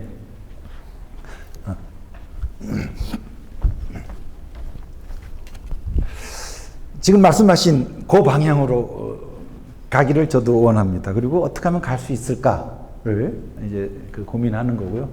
그래서 사실 뭐 딱 정해진 답은 있지는 않겠죠. 저는 아까 두 번째 방식으로 질문 드렸을 때 세 번째 입장입니다. 우리한테 달렸다는 거고, 이러한 불평등 체제를 내 세대나 혹은 우리 자식 세대들한테까지 계속 이어가는 게 용인될 수 없다면, 가진 자들이 자신의 기득권을 놓치는 걸 용인하지 않겠다는 그 의지를 가진 만큼보다 우리가 좀 더 강한 의지로 이런 세상을 그냥 놔둘 수 없다는 그 강한 의지로 바꿔 간다면, 그리고 그렇게 힘을 모아 간다면 저는 유효할 수도 있다고 생각하고, 힘이 약하고 못하면 그렇게 가는 거죠. 저는 역사에서 태보도 있을 수 있다고 생각합니다. 어차피 아까 그 관계, 서로 힘의 관계에서 시소이기 때문에 지금 딱 정치의 힘과 시장의 힘이 딱 수평을 이루어졌던 어쩌면 인류사에서는 아주 짧은 기간일지도 모르죠. 그거를 지금 웰페어 스테이트라고 했던 거거든요. 근데 전반적으로 보면 지난 한 3, 40년 정도는 추가 시장 쪽으로 조금 누계가 간 게 분명해요. 실제로 여러 지표에서도 그렇게 확인됩니다. 며칠 전 스웨덴 선거에서는 또 보수연합이 또 간발의 차이로 또 이겨버렸더라고요. 옛날에 복지국가 전성기일 때는 상상도 할 수 없었던 거거든요. 예, 그 3인당 체제의 아주 공고한 할아버지, 아버지부터 시작해서 다 3인당 이런 거였는데, 지금 그런 거 보면 추가 조금 시장 쪽으로 가 있는 건 분명한 것 같아요. 시대적 흐름은. 근데 이거 시소니까.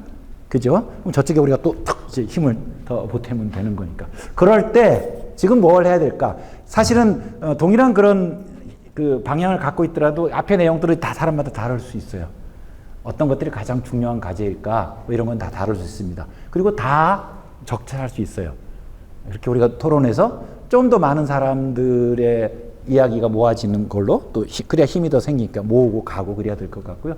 그런 의미에서 제가 앞으로 우리가 복지국가 쪽으로 가기 위해서 현행 문제를 푸는 데 있어서 좀 주요하게 생각하는 세 가지 축, 3대 과제라 그럴까? 이런 것들을 일단 말씀드려 보겠습니다. 요 세 가지 장벽들은 넘어야 된다. 그럼 어떻게 넘을지를 고민해야 되는데, 하나는 그렇죠. 아까에서 계속 제기했던 겁니다. 불안정 노동자, 불안정 취업자. 이 분들의 권리가 시장에서 지금 망가지고 그게 다시 정치 체제가 보수화되면서 정치에서도 지금 그들을 사실상 옹호해주지 않는 이런 1차, 2차 공간에서의 악순환이 이루어지고 있습니다. 그리고 당연히 가진 사람들이, 기득권치들이 계속 이 상태가 그들한테는 좋으니까 이 상태를 유지하려고 하겠죠. 이 현재 기득 체제를 유지하려고 하겠죠. 근데 항상 시소니까, 체제니까 이 기득 체제가 엄청 좋은 사람이 있다면 거꾸로 이 체제가 엄청 분노스러운 사람들이 있는 거거든요. 그리고 저는 그게 역사적 힘이라고 생각해요. 그런데 그 힘이 정치적으로 분출 세력화돼야 되는데 지금 그게 지금 엉켜버리는 상태라고 생각이 들고, 하지만 그럼에도 불구하고 예를 들면 요새 뭐 이제 민주노총 맨날 욕을 먹고 하는데도 민주노총 집회 자세히 보시면 언론에서는 뭐 정규직 뭐 철밥통들이 집회한다 그러지만 거기서 정규직 대공장 노동자들 요새 데모 안 하시는 것 같더라고요.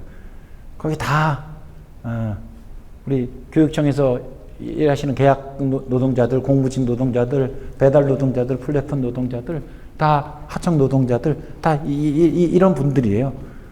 그리고 거기 쫙 쫓겨 있고 있는 사람들 보세요. 다 그런 분들입니다. 옛날 같으면 거기서 주워서 거기 가서 조금만 이제 뭐 허드레 일 한다 그래요. 돕고 이런 식으로 노동자들의 자기 권리식도 전혀 생기지 않고 그냥 거기서 일자리 갖는 것 자체가 뭐 고마워해주는, 우리 옛날에 70년, 80년대에 그러했던 그런 아주머니들이, 아저씨들이, 그리고 청년들이 이런 비슷하게 못 살겠다 가라보자 라고 해가지고, 저는 이 시장 아래에서 억울함을 당하는 많은 취업자들이 이 안에 있는 불끓는 분노와 그 열망들은 굉장히 강한 것 같아요. 그러니까 화산이 분출되기 전에 땅 밑에 마그마들은 저는 굉장히 지금 응축되고 있다고 생각합니다. 그리고 그게 지금 조그만 화산으로 쑥쑥 뛰어나오고 있는데, 이거에 대한 그 시대의 대응이에요. 혹은 평가예요. 일반 시민들이 옛날같이 무슨 뭐 정규직 노동자 파업한다 그러면 이놈들 막 배가 불렀구나 막 할지 모르지만, 배달 노동자들이 오토바이를 나가고 파업하고, 그 다음에 식당에 조리 노동자들이 파업을 하고, 누가 파업을 했을 때 손가락질 합니까? 그렇지 않아요. 어머 그러면서 실상을 알게 되고, 왜냐? 어머 우리 자식들이 거기 있거든. 우리 이모가 거기 계시거든요 지금. 그래갖고 이미 자신이나 자신의 가족이나 자신의 지인을 통해서 그런 문제를 알고 있고, 그리고 번듯이 지금 나는 뭐 그럭저럭 사는 중년의 아저씨라고 할지라도 내 주변이 그렇다 보니까 나는 운 좋게 진짜 그때 일찍 태어나서 요즘 흔히 얘기하는 386처럼 그래서 했지 모르지만, 와 내가 와도 진짜 내가 요즘 태어났으면, 우리 친구도 제가 386 그룹이니까요. 우리 그때 태어나길, 우리 그때는 우리가 최고로 불행한 줄 알았더니 지금 보니까 야 그래도 우리 그때 태어나길 참 잘했다. 비밀을 노출시켰네. 술 먹으면서 우리끼리 속속 이렇게 얘기하거든요. 왜? 자기 자식들 보니까 너무 불쌍하니까. 그러면서 세상이 미쳤다 그래요. 세상이 참 이상하다 그래요. 근데 옛날에는 그래서 저 전두환이 있기 때문에, 독재자가 있기 때문에 대통령을 갈아치면 쫙 바뀔 줄 알았는데, 지금은 이 시장의 기득체제가 너무 공고하다 보니까 일종의 무기력증이 많이 있는 것 같아요. 그러니까 기득 조금 이 그룹들은 워낙 이게 자신도 거기에 일원이기도 하고 기득체제가 너무 공고하다 보니까 완전히 내재화된 일원들이 돼버린 것 같은데, 하지만 그 체제 내에서, 하지만 그 체제를 진짜 유지하기 위해서 엄청난 고생하는 많은 분들의 저는 안에 이런 그 분노들이 쌓이고 있다고 생각합니다. 그러니까 아까 제가 200년 전에 초기 자본주의 시대를 얘기했는데, 그때는 선술집에서만 술을 마실 수 있어요. 근데 바깥에 나서 모이면 바로 단결금지법으로 가족들 끌고 가듯이 그런 시대거든요. 오죽 억울했으면 기계를 파괴하게 했을까. 사실 그 당시로 보면 다들 깝깝했을 거예요. 이거는 자본과 노동의 문제다. 핵심은 그거를 쓴 게 자본론, 칼 막스 그분이 그걸 쓴 거거든요. 그래서 그쪽을 옹호하시는 분들은 그걸 이제 과학적 이렇게 뭐 그렇게 해요. 최초로 왜 노동자들이 못 살게 됐는지에 대해서 분석했다. 어머 그게 대단한 분석이야? 우린 당연히 지금 다 알 것 같은데, 그죠? 회사에서 이익이 나면 자본하고 노동이 나눠 갖는 거니까 그것이지 왜 거기에 기계야? 하지만 그땐 그랬거든요. 그럼에도 불구하고 결국은 그 사회의 본질적인 문제의 핵심을 짚고 결국은 그걸 풀기 위해서 교섭력을 갖기 위해서 조직을 만들고 또 정치 세력화 했듯이 저는 우리 사회에 있어서 저는 다양한 방식의 작은 조그만 소화산들에서의 저는 분출들이 계속 일어나고 있다고 생각합니다. 그리고 이거는 뭐 제가 뭐 역사학자도 아니고 모르지만 제가 쭉 이제 지금까지 활동해 오는 경험에서 보면 그게 뭔 대수겠어. 그게 뭔 소용이 있겠어인데 사실 아래로부터 마구마구 쌓이다가 팍 분출되는 건 참 우연적인 것 같아요. 그러니까 어떤 정치적 계기가 촉발되었을 때 그러니까 그게 10년 이상 꾹 권위주체에서 막 있다가도 박정철이라는 한 청년이 죽임을 당했다는 기폭제가 탁 생길 때 그냥 전두환도 노태우도 다 손들고 항복하는 거거든요. 직선제 받아들이는 것처럼. 그리고 IMF 금융위기를 맞아서 뭐 이렇게 우리 사회가 그럭저럭 금융위기는 극복했다는데 그때부터 이런 불평체제가 고착하기 시작해요. 진위계 수도 올라가고 비정직도 올라가고 막 그런 체제가 됩니다. 그러니까 사람들이 IMF 금융위기 전까지는 나라가 잘 되면 우리도 잘 된다고 생각했어요. 회사가 잘 되면 우리도 나도 잘 된다고 생각했는데 IMF 금융위기 이후부터 그거 깨진 게 저는 제일 크다고 봐요.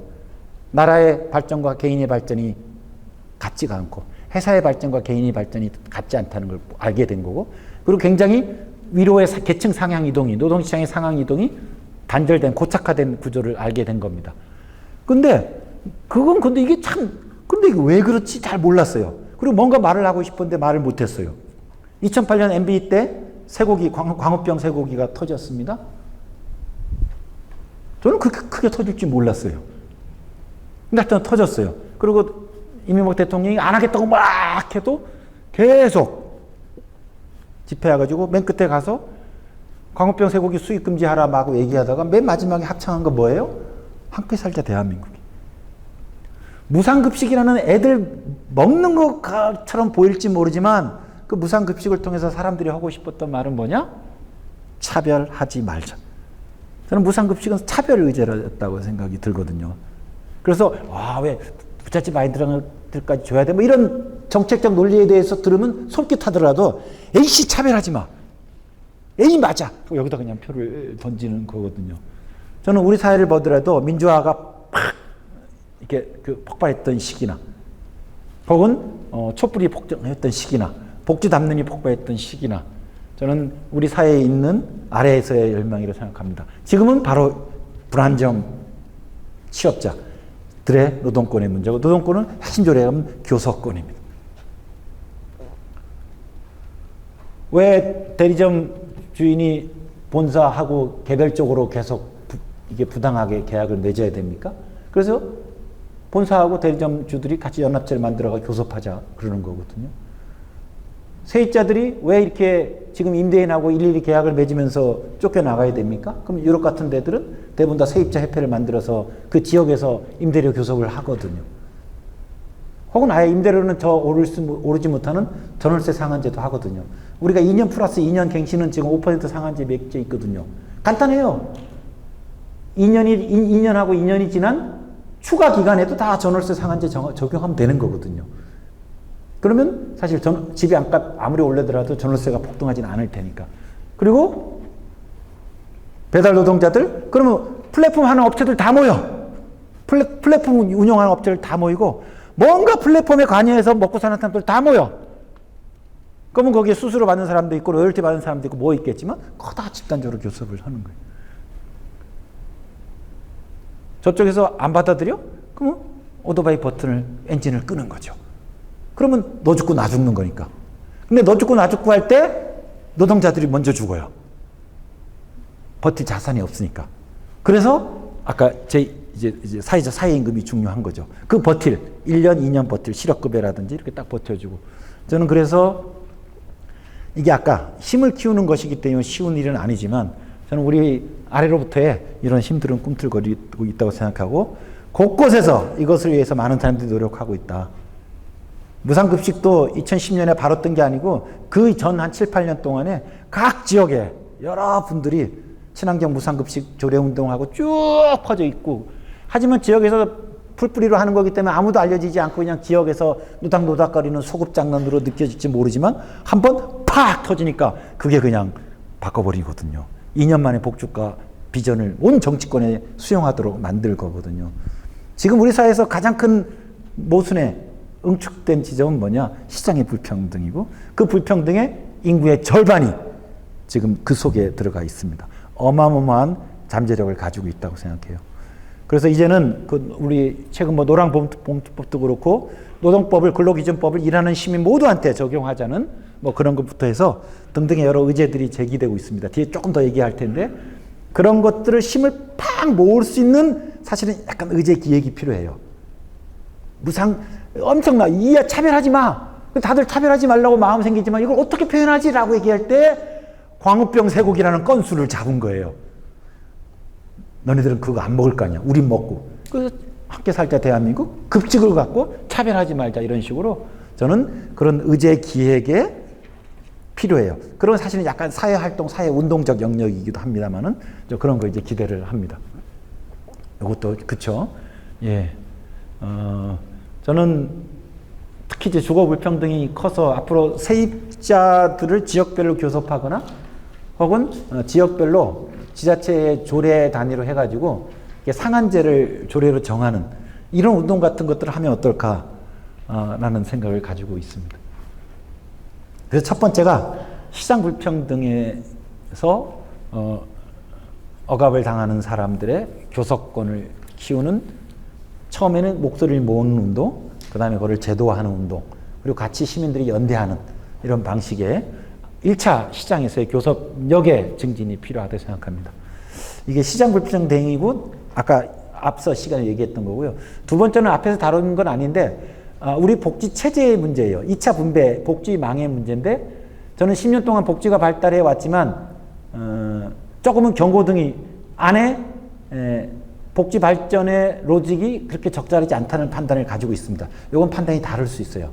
그건 뭐냐면 지난 10년 동안 복지 발전을 보면요.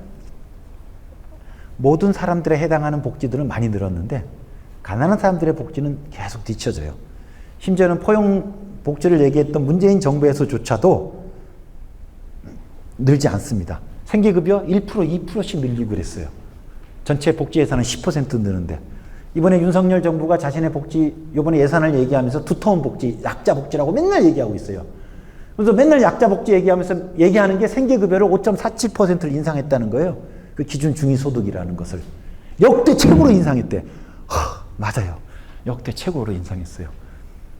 그래서 5.5% 이상은 뭐합니까? 물가가 7% 오르는데 실제로 구매력도 유지하지 못하는 그 인상률인데 그 전 정권들이 복지국가를 막 얘기함에도 불구하고 가난한 사람들의 복지는 1%, 2%, 3%만 올리다 보니까 지금 윤석열이 얘기하는 게 가장 최고 인상률이 돼버린 거예요.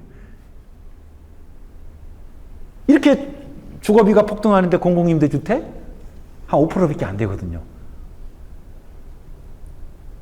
그리고 하여튼 그래서 지난 쭉 10년을 보면 이게 뭐냐면 약간 복지의 불균등 발전인데 어떤 발전이냐면 중상위 계층 이상의 복지는 보편복지라는 이름으로 빨리 발전하는데 하위 계층의 복지가 뒤처지는 거예요. 복지의 불균등 발전이에요. 그래서 시장에서 주변화된 사람들이 2차 분배인 복지에서도 주변화되는 거예요. 보편복지라는 이름으로. 왜 그럴까? 우리가 무상급식 논쟁할 때 보편복지, 선별복지 논쟁하고 아까 얘기했잖아요. 종합상자에다가 브랜드를 붙였다고. 근데 그 브랜드를 붙일 때 앞에 사용성명서를 이렇게 써버린 거예요. 어떤 제도를 모두한테 다 주면 보편이고 좋은 거고요. 어떤 제도를 일부한테만 주면 선별복지고 나쁜 거예요. 그리고 이게 정치적으로 대박을 거두는 바람에 진보적인 사람들이 복지 친화적인 시민들이 다 그렇게 이해를 하게 되는 거예요. 다 주면 보편, 일부만 주면 선별, 차별, 나쁜 거, 좋은 거, 선악, 이분 구도로 가는 거예요. 근데 복지국가 원리에서의 보편주의는 그런 게 아닙니다. 하나의 예로 제가 연금을 가져왔어요. 법정연금이 우리 지금 여기는 하위계층, 여기는 상위계층인데 우리가 법정연금이 3개가 있어요. 기초연금, 국민연금, 퇴직연금. 이거 우리 의지와 무관합니다. 회사 들어가면 노동자면 국민연금 무조건 가입하는 거고 1년 이상 고용되면 퇴직연금 무조건 줍니다. 퇴직금으로 받을 수도 있습니다. 그리고 하위 70%에 속하면 노인 중에서 기초연금을 받게 됩니다. 내가 어디에 서 있느냐에 따라 나는 기초연금을 받을 수도 있고 둘을 받을 수도 있고 퇴직연금도 받을 수가 있어요. 2017년 대선 때 그때 기초연금 20만 원이었는데 30만 원 올리자는 공약이 모두의 공약이었어요. 근데 올리는 방식이 달랐어요. 이재명 후보, 그때 이재명 후보가 아니죠. 최종은 문재인 후보구나. 심상정 후보, 지금 70% 노인한테만 주고 있는데 100%한테 다 주겠다. 그래서 기초연금의 보편 복지를 완성시키겠다. 그래서 모두한테 다 주는 걸 얘기했어요. 문재인 후보는 지금 70%는 대상은 유지하고 금액만 올리겠다 해서 70%에게 30만 원 주는 걸로 공약을 했고 그렇게 지금 됐어요. 유승민, 안철수 그때 보수당 계열로 나온 사람들인데 그때는 뭐 이걸 왜 다 여유 있는 노인한테 다 주냐? 나는 가난한 사람들한테 집중해서 주겠다. 그래서 유승민 후보 같은 경우는 하위 50%로 줄이고 그 대신 자기의 경제 능력에 따라 더 많이 누진적으로 주는 이렇게 사다리 모양으로 이렇게 했어요. 훨씬 선별성을 강화시키는 거죠. 보수당 후보들이. 그리고 문재인은 70% 정도 지금의 애매한 수준을 유지하는 거고 진보정당 후보는 완전 100%를 다 주는 거예요. 그래서 진보정당일수록 강한 보편복지 기초연금안을 그리고 저쪽을 선별적 복지, 노인 차별복지라고 얘기합니다. 심상정 후보가 대통령이 되었다고 치죠. 그러면 이게 이렇게 채워집니다. 그렇죠? 한국에서의 연금이 기초연금만 있다면 말이 돼요. 그래서 모든 노인의 권리로서 또 주는 건데 한국에서는 기초연금도 있고 국민연금도 있고 퇴직연금도 있습니다. 여기 있는 분들이 기초연금 30만 원 다 받고 이분들은 30만 원 못 받을지 모르지만 이분은 훨씬 많은 국민연금과 퇴직연금을 받고 있어요. 자기 의지와 무관한 제도입니다. 거기에 있으면 제도적으로 주어지는 거니까. 한국에서 연금 체계의 문제점은요. 그래서 옛날 복지가 발전한 초기 단계에서는 복지국가 집을 지을 때 뭐 벽돌이 필요하니까 벽돌 하나씩 들어오는 거예요. 그런데 벽돌 하나 들어오니까 이것만은 안 되네? 그리고 또 복지 들어오는 거예요. 아동 복지제도가 아동 무슨 복지제도 하나의 프로그램에 있는 게 아니고 수십 개로 엮어져 있듯이 노인 복지가 주거 복지가 의료 복지가 뭐 큰 기둥은 있겠습니다만은 여러 가지 벽돌로 이루어지거든요. 그래서 온전한 아동 복지의 보편주의는 뭐냐? 온전한 의료 복지의 보편주의는 뭐냐? 하나의 단일 프로그램으로 모두를 하는 게 아니고 여러 벽돌로 단단한 벽을 만드는 거예요. 단단한 집의 벽은 뭘 의미하느냐? 다 네모난 벽으로 가둬버리면요. 감옥이에요. 거기는 가운데는 동그란 창틀도 필요하고요. 저기는 환기구도 필요해요. 네모난 벽돌도 필요하고 세모난 벽도 필요하고 반원도 필요합니다. 그래서 다양한 벽돌들을 조합해서 어디를 기대도 비바람이 쳐도 바람이 들어오지 않는 단단한 벽을 만드는 거예요. 무슨 말이냐면 보편주의는 내가 여기에 서 있든 여기에 서 있든 여기에 서 있든 우리 사회가 보장한 일정선을 보장받는 거예요. 보편적으로. 지금의 연금체계에서는요. 여기가 문제예요. 이분들은 기초연금 딸랑 30만 원 받기 때문에 노소득 보장에서의 격차가 아주 커요. 따라서 노소득 소득보장의 보편주의가 깨져 있어요. 이게 너무 차이가 커서. 좀 평탄화시켜야 돼요. 평탄화. 그렇다고 깎을 수는 없잖아요. 그럼 어떻게? 당시 유승민 안으로 가게 되면 그분은 이걸 줄이면서 여기를 두텁게 이렇게 하자 그랬거든요. 이걸 이렇게 만들면 어떻게 됩니까? 전체적으로 지금보다는 평탄화돼요. 전체 노소득 보장의 보편성이 지금보다 개선됩니다. 그런데 기초연금만 보면 그건 아주 나쁜 복제예요. 노인 복지에서도 차별과 선별성을 강화시키는. 2012년 논쟁 때는 불가피했어요. 단일 프로그램 갖고 우리가 얘기를 했기 때문에. 근데 지난 10년 동안 모든 복지제도, 벽돌은 다 들어왔습니다. 아파서 일하지 못할 때 수당을 주는 제도가 상병수당이라는 제도가 있는데 그 영국의 나 다니엘 블레이크 영화 보면 그분이 이제 몸은 온전한데 일자리를 못 찾으면 실업급여를 받는 거고 아파서 일을 못하면 상병수당 받는 건데 상병수당 신청했다가 실업급여 신청했다가 뺑뺑이 막 이렇게 돌림을 당하시다가 돌아가시게 되는 거 이제 그 고발한 영화인데 우리는 실업급여는 있지만 상병수당은 아직 없어요. 근데 올해부터 지금 시범 사업하고 있습니다. 상병수당 들어오면요 서구 복지국가 제도는 다 들어왔어요. 벽돌은 다 들어왔어요. 이제는 뭐냐? 벽돌의 문제가 아니고 벽돌을 어떻게 쌓느냐의 문제예요. 그래서 보편주의라는 건요 뭐냐? 누구도 그 권리에서 배제되는 자가 없어야 된다. 모두를 포괄해야 된다. 모두를 포괄하더라도 그 권리 수준이 모두에게 적절하게 줘야 된다. 그래서 보편성과 급여 적정성을 갖추어 주는 게 유니버셜리즘의 보편주의입니다. 그런데 모두가 다 하나씩은 돼서 보편성, 포괄성은 이루어질지 모르지만 급여 적정성에서 여기가 안 되잖아요. 그래서 여기를 강화시켜주면 이 보편주의 원리에서는 이 계층별 차별적인 적정성이 좀 평탄화되었기 때문에 보편주의가 개선될 수 있습니다. 이런 인식입니다. 그래서 보편주의는 단일 제도에서의 모두의 문제가 아니고 전체 체제, 제도의 전체 체제 수준에서 보편적 권리가 누구한테도 제공된다는 의미로 봐야 되는 거예요. 근데 한국에서 친복지 진영, 진보 진영의 보편주의 인식이 2012년 무상급식에 딱 그 시점에 머물러 있다고 생각해요. 그래서 다 주는 방식이에요. 다 주면 보편, 안 주면 무조건 여기다 차별을 집어넣게 되는데, 그러다 보니까 심리적으로 뭐냐면 가난한 사람들을 대상으로 하는 복지에 강조하기를 꺼림칙하게 생각하시는 거예요. 어머, 이러다 또 선별로 빠지는 거 아니야? 차별복지로 빠지는 거 아니야? 노. 차별 과정에서 생기는 낙인은 당연히 줄여야 되겠죠. 그런 노력은 해야 되겠지만 선별해서 줄 수밖에 없는 복지는 반드시 필요하거든요. 왜? 자본주의 시장이 불평등하기 때문에. 이게 자본주의 시장에서의 복지 제도이기 때문에. 시장에서는 이 정도 받는 사람도 있고 이 정도 요만큼 받는 사람도 있기 때문에 그걸 채워주기 위해서는 어떤 분한테는 더 채워주는 거예요. 서구 복지국가도 선별 복지가 무척 발전되어 있습니다.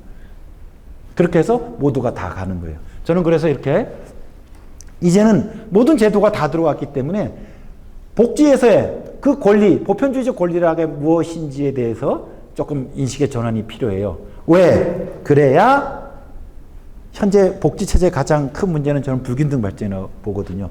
진짜 시장에서도 어려운 사람들이 복지에서도 어려운 이 불균등 발전 문제가 개선될 수 있습니다. 조금 더 도발적으로 얘기하면 가난한 사람들의 선별적 복지를 옹호하는데 주저하지 마라, 보편주의자들이요. 그게 현재 한국의 불평등 복지 체제의 보편주의를 강화시키는 길이다. 사실은 이거는 주거복지든 의료복지든 여기 소득복지든 곳곳에 지금 복지 부문 영역에서 이런 문제들이 갖고 있다고 생각하고 저나 저희 단체가 갖고 있는 문제의식이고 또 이런 것들을 앞으로 더 제기하려고 합니다. 그리고 세 번째가 새로운 과제예요. 진짜 새로운 과제. 뭐 다 아시는 과제지만 서구 복지국가도 그들이 복지국가를 만들었을 때는 없었던 과제. 아까 얘기했던 이제 고령화의 문제입니다. 그러니까 우리가 지금 시장 불평등을 해소하지 못하고 복지의 보편주의 원리도 조금 엉성하게 지금 작동하고 있는 데다가 가장 빠른 고령화가 이루어지고 있는 삼중구의 나라입니다. 그래서 한국이 진짜 복지국가가 유효한 나라가 되면요. 이건 21세기의 새로운 모델일 것 같아요. 그리고 그런 잠재적 유토피아가 21세기의 그 모형이 이제 한국에서 만들어지는 거죠. 우리가 복지국가 배울 때 스웨덴 연수 갔는데 이제 20년 후에는 뭐예요? 다 우리 한국으로 연수 옵니다. 그 삼중고를 뚫고 어떻게 21세기의 복지국가를 만들었는지 다 많이 아시는 거죠. 그래서 올해 이제 900만 명이 되고 내후년 2024년 1000만 명이 되는데 2012년 많이 남긴 했습니다만은 뚝 따져보세요. 이때도 살아계실 분들 많이 계실 것 같은데 그때 여러분들이 아주 초고령 노인이실 거예요. 예. 근데 똑같아요. 생산 인구하고 노인 인구하고 똑같습니다. 이렇게 되진 않겠죠. 뭔가 변화가 있을 텐데 지금 인구 추계를 그대로 가면 이렇게 된다는 거예요. 지금도 우리 노인 부양하기 벅찬데, 그죠? 17% 부양비도 힘든데 지금 뭐 한 이제 100%까지 가게 되니 어렵습니다. 덜 낳는 거, 낮은 출생률 플러스 오래 사는 거, 장수의 결합입니다. 근데 이제 출산율 문제는 우리가 사회 정책적으로 개입을 해야 되겠죠. 그래서 애 낳아도 마음이 편한 사회를 만들어서 출산율을 상향시키자는 얘기는 될 수 있는데 기대 여명이 길어졌잖아요. 이 기대 여명은 우리가 보통 기대 수명이라고 얘기할 때 0세부터 이제 0세로 태어난 사람이 몇 살까지 살 것인가고 기대 여명은 그 시점에서 몇 년까지 살까예요. 그러니까 이 기대 여명은 65세의 기대 여명입니다. 지금 65세 사람이 몇 년을 더 살까? 만약 연금으로 치면 국민연금을 65세 때부터 수령을 한다 그러면 이 사람이 몇 년 동안 연금을 받을까의 문제가 됩니다. 1990년에 65세 사람들이 14.9년을 살았고요. 여기 1988년에 국민연금이 도입됐던 시점에는 14.5년을 살았어요. 근데 지금은 21.5년 국민연금이 도입되고 나서 22년이 흐르고 나서 7년의 수명이 연장됐어요. 거꾸로 이야기하면 국민연금 지급이 7년이 늘어난다는 거예요. 이 지급기간은 법에 명시되지 않거든요. 공적연금은 사망할 때까지 주는 거기 때문에. 왜 우리나라 국민연금의 미래 재정이 되게 불안정하나? 처음에 조금 후하게 설계된 것도 하나의 원인. 두 번째는 뭐? 예상치 않게 기대 여명이 길어져 버린 거예요. 예상치 않게 생각했던 것보다 수급기간이 늘어나 버리는 거예요. 자, 그래서 이렇게 문제가 생깁니다. 그러면 이 상태에서 어떻게 해야 될까? 여기 많이 적진 않았는데, 결국은 이제 출산율도 상향시키는 방향으로 가는 게 뭐 바람직하다고 생각하지만, 수명을 줄일 수 있는 건 아니니까. 그죠? 65세가 넘으면 이제 완전히 아무것도 안 하는 은퇴자가 아니고, 65세가 넘어도 무엇을 하게 만들면 되잖아요. 유의미한 사회적 활동에 참여할 수 있도록 하면 되잖아요.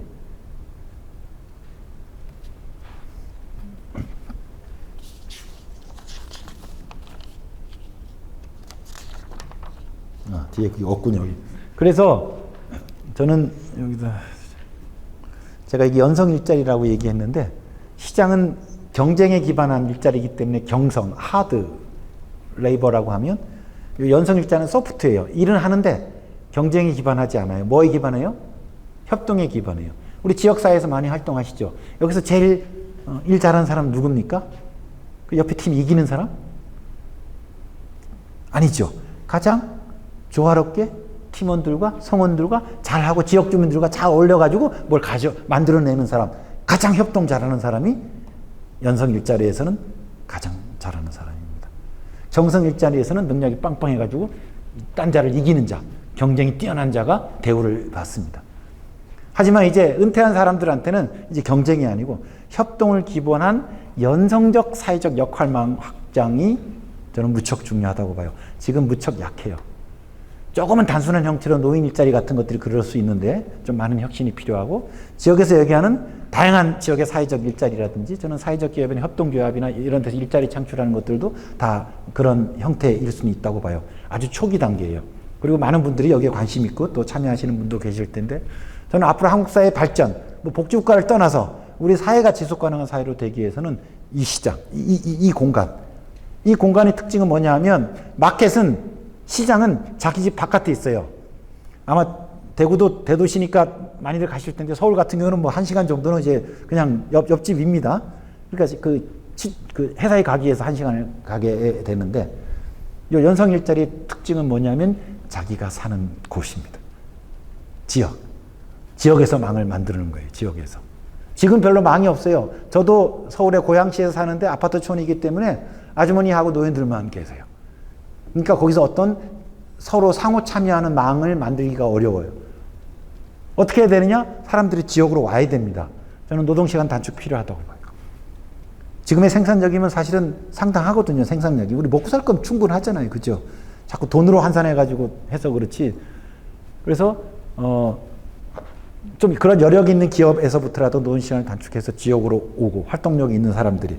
그래서 다양하게 지역에서도 평생교육 시스템이라든지 도시재생이라든지 문화 체육활동이라든지 녹색 도시를 만드는 거라든지, 혹은 가장 중요한 상호 돌봄, 요양 돌봄, 이런 식으로 해서 다양한 역할체계를 만들고, 이 역할체계는 지금처럼 행정이 설계해가지고 와서 지원사업 해가지고 따가고 하는 게 아니고, 그 지역에서의 그 역할을 가장 잘하는 건 그 지역 사람들이기 때문에, 행정은 서포트만 하고 지역이 의사결정하는 지역 가버넌스를 만들어서 지역에서 발굴하고 만들고 배치하고, 뭐 이런 지역 가버넌스의 연성 사회적 역할망, 일자리망이라고 저는 이름을 붙이는데, 이런 거. 그리고 이런 거에 가장 딱 맞는 어떤 특정 제도가 참여 소득 같은 거이거든요. 아마 관심 있는 분도 계실 겁니다. 그리고 지금 뭐 이제 초입인데, 저는 앞으로 불가피하게 시장에서는 불안정한 노동자들의 그 에너지가 시장을 바꿀 것이고, 저는 지역에서는 불가피하게 이제 은퇴한 많은 사람들이 지역에 있고, 또 지역의 돌봄의 필요성과 도시재생의 필요성이 증진되고 있기 때문에, 여기서 똑같은 마그마가 지역사회 공동체에 어떤 새로운 망을 만들고자 하는 마그마가 있다고 봅니다. 그리고 그걸 만드는 이제 기폭제가 필요하고 아마 여기 계신 선생님들도 그런 역할을 하고 계실 거라고 생각합니다. 이런 식으로 해서 요약을 하면 크게 시장에서의 불평등을 넘어설 수 있는 아래 불안정 취업자들의 이 교섭력을 키우는 일, 그리고 2차 분배인 복지체제망을 우리가 좀 세련되게 다시 재정비하는 일, 어려운 사람들이 복지에서도 소외되지 않도록. 그리고 세 번째는 인류가 맡고 있는, 특히 한국이 특히 강하게 맡고 있는 새로운 과제, 초고령은 결국은 지역 사회 공동체의 복원이라고 생각합니다. 제가 오늘 헷갈리네. 전주에 경향 칼럼을 썼어요. 그래서 노인 1천만 명 시대, 1000만 명 시대라는 칼럼을 썼는데 뭐 이런 취지로 썼습니다. 한번 참고를 하시기 바랍니다. 자, 오케이, 방향 좋아. 그래서 시장 불평등을 이겨내고 또 복지 체제를 재구축하고 또 초고령화를 대응하는 지역사회 공동체를 만들어야 되는데 가능할까? 그냥은 가능하지는 않겠죠. 저는 그래서 그런 것들을 만들어내는, 그런 마그마, 그런 에너지를 만들어내는 어떤 기폭의 활동들이 저는 필요하다고 봐요. 그래서 어떤 역사의 발전도 그런 기폭의 활동, 일종의 활동, 액티브한 기획과 활동가들이 저는 필요하다고 봅니다. 전체적인 에너지와 그런 의제 기획이 같이 결합되는 거죠. 그런 면에서 저는 곳곳에서 다양한 의제 기획들이 있었으면 좋겠어요. 그리고 저는 그래서 앞으로 복지국가가 유효하려면, 자, 소득자산 불평등 심각하죠? 그냥 팩트예요. 객관이에요. 정치체제 보수화되어 있습니다. 팩트입니다. 그리고 복지국가를 가야 되는데 이게 뭐죠? 아까 1차 분배 개혁하고 복지동맹 형성해서 복지국가로 가야 되는데 지금 서구 복지국가는 여기까지 갔다가 좀 비틀대고 있는 것 같고, 우리는 글로 가려고 해서 제도는 몇 개 들어왔는데 지금 소득자산 불평등이 심화되고 정치체제 보수화가 이루어져 가지고 여기에 막혀 있습니다. 그러면 어떻게 이루어 갈 수 있을까? 시장에서의 불평등을 개혁하고 복지 동맹을 형성해서 복지로 갈 수 있을까? 저는 이 통로를 지나가야 된다고 봐요. 이 통로가 뭐냐면 바로 의제입니다.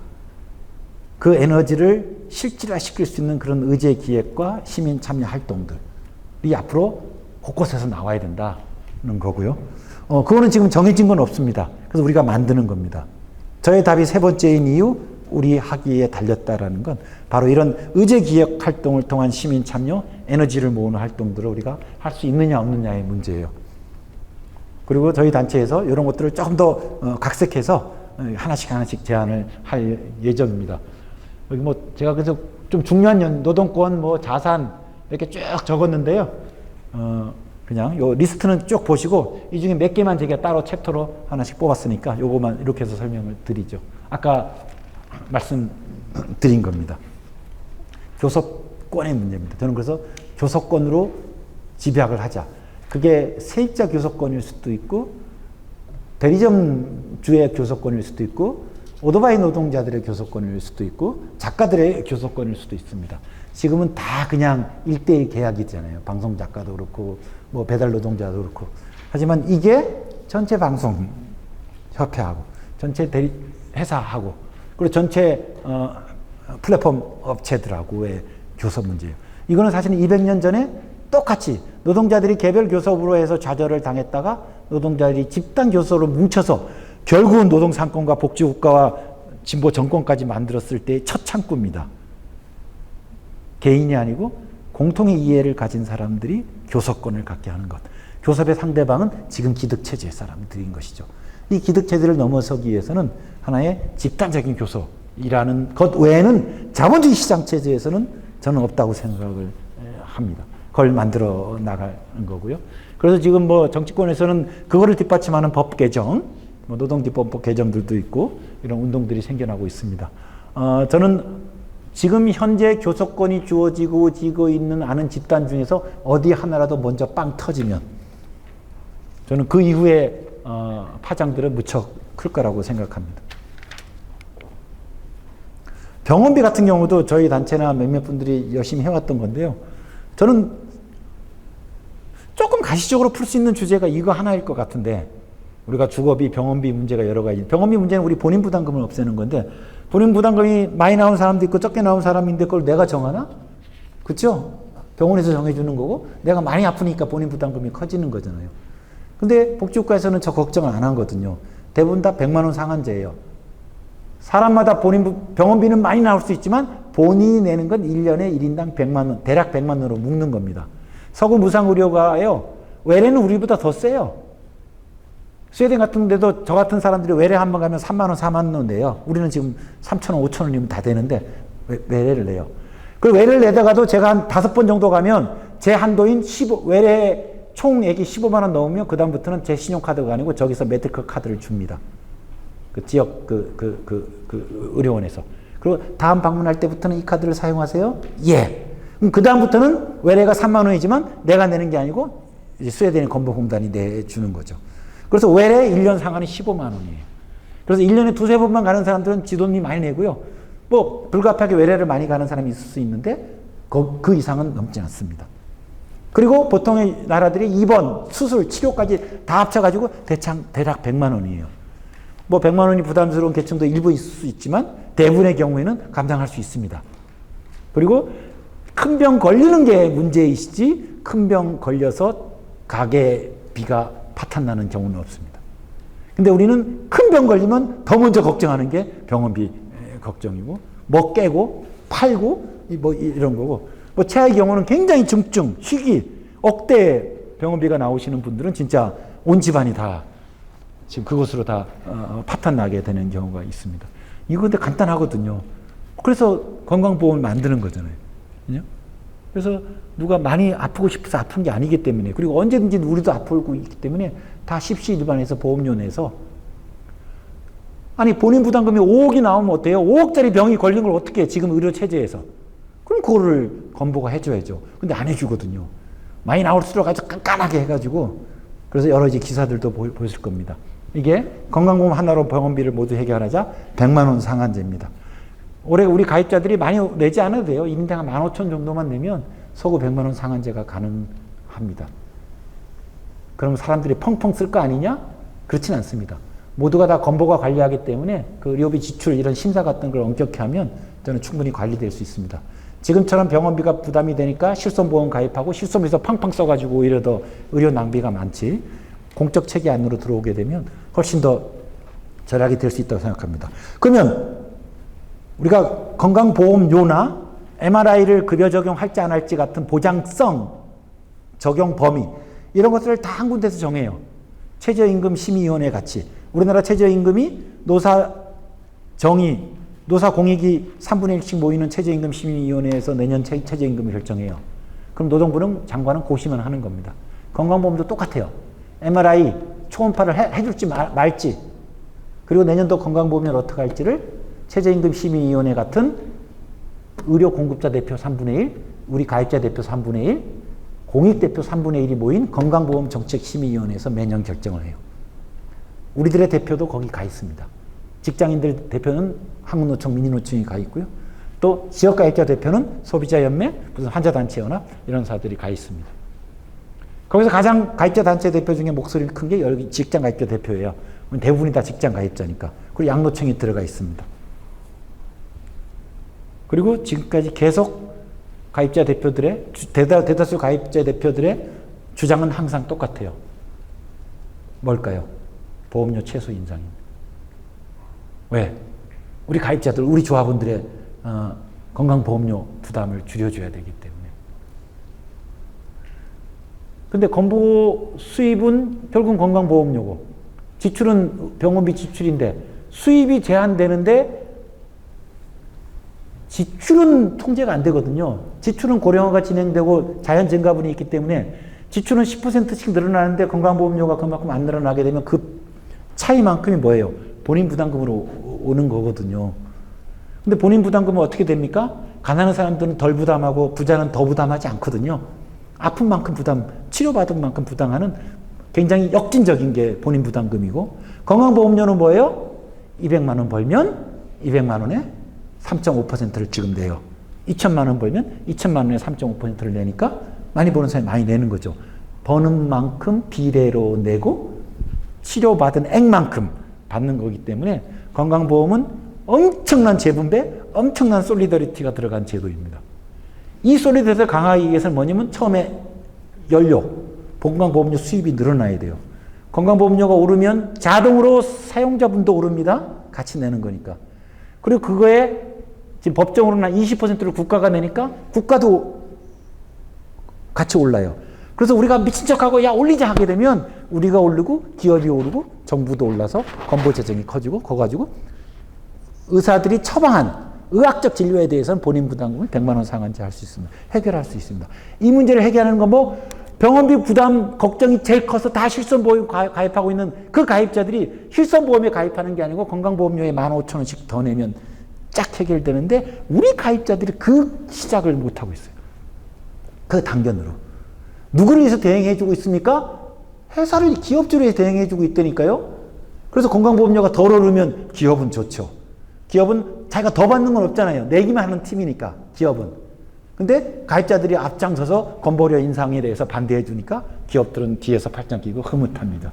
정부도 기획재 정부도 이게 지출을 좀 아껴야 되는데 건강보험료 올리면 연동해서 자기 것도 올라야 되는데 자기도 덜 오르니까 거기도 이제 회피한 거죠. 그럼 첫 단추가 뭐냐?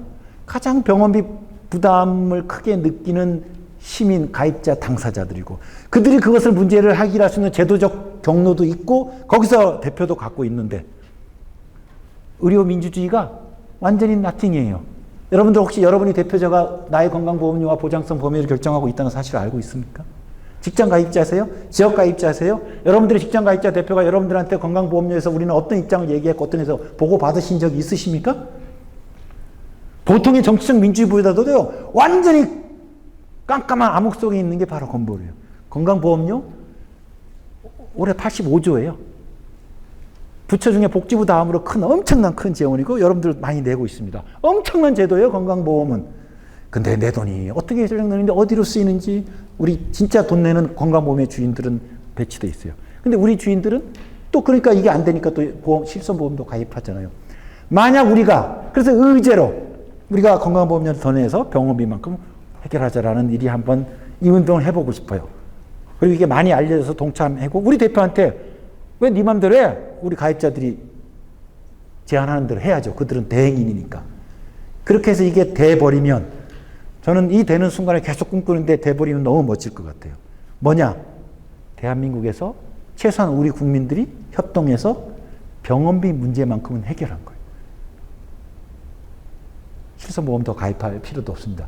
이런 엄청난 경험이 또 다른 화산의 폭발들의 연쇄작용을 일으킬 수 있다고 생각합니다.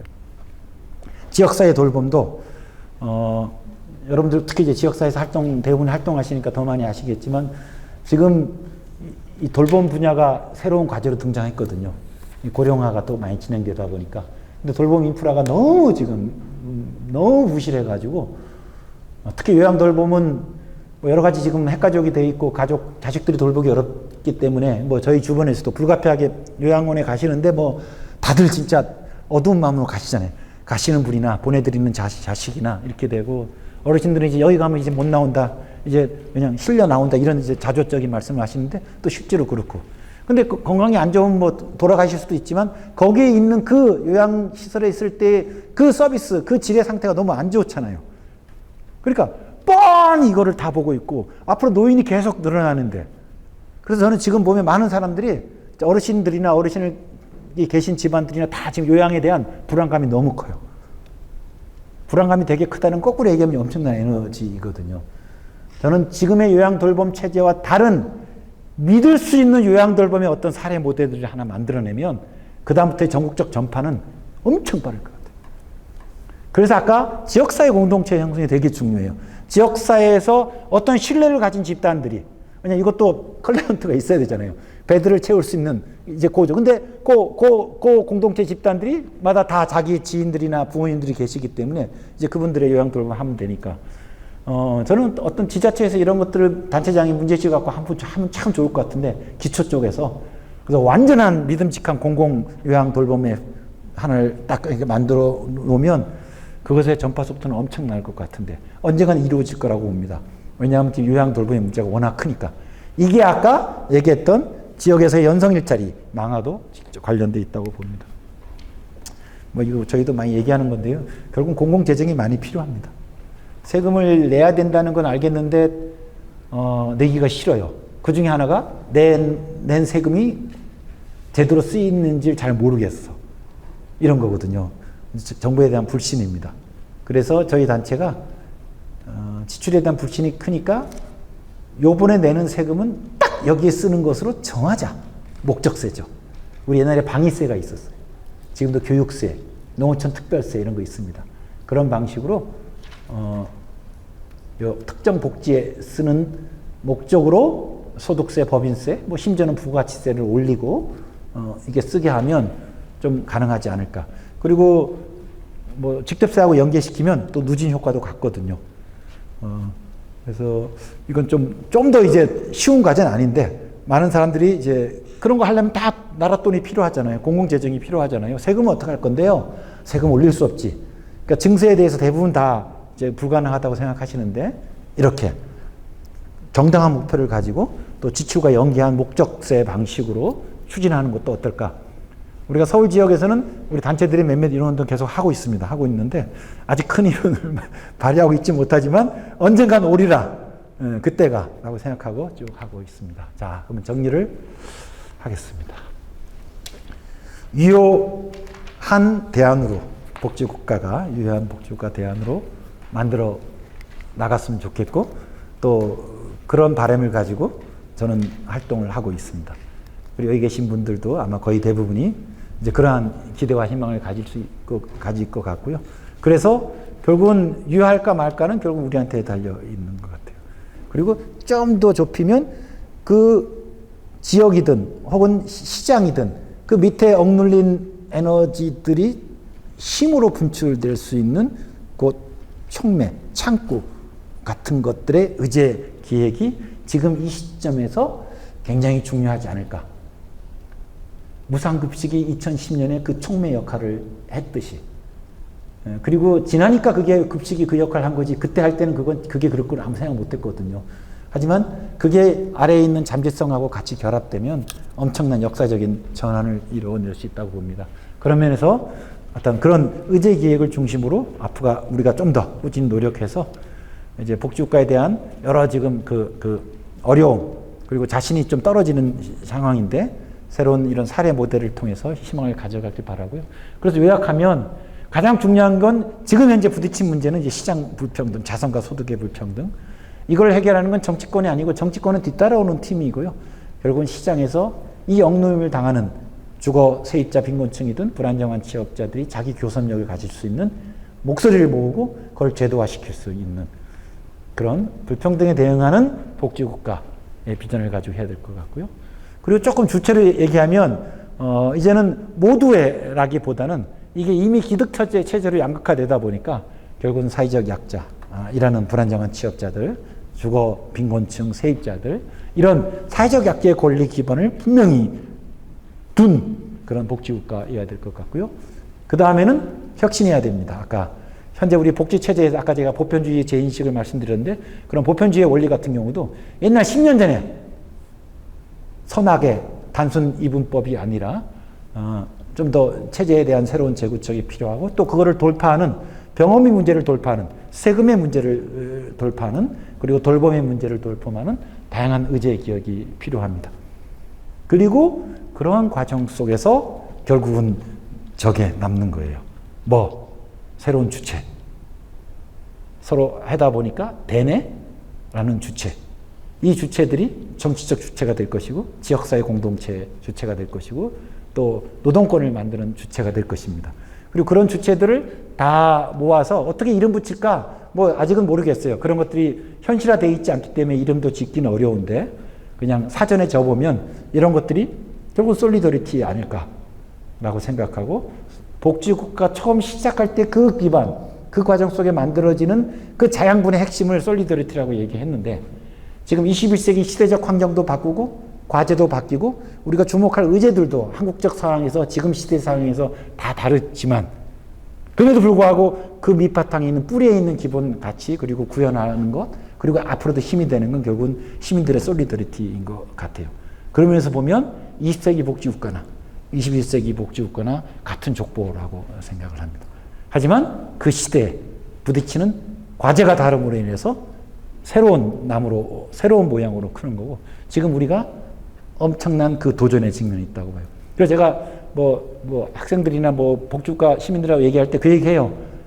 우리는 인류 역사에 없는 새로운, 그러니까 5천년 인류 역사에서 딸랑 100년 전에, 70년 전에 웰피어 스테이트라는 걸 만들었는데, 만약 이 우리가 3대 과제를 넘어서서 인간들이 대체적으로 평안하게 살고 우리 사회에 대한 믿음을 갖고 우리 상호 구성원들을 서로 솔리더리티를 가지고 바라볼 수 있는 어떤 공동체가 된다면 이것도 또 하나의 일이 필요할 것이다.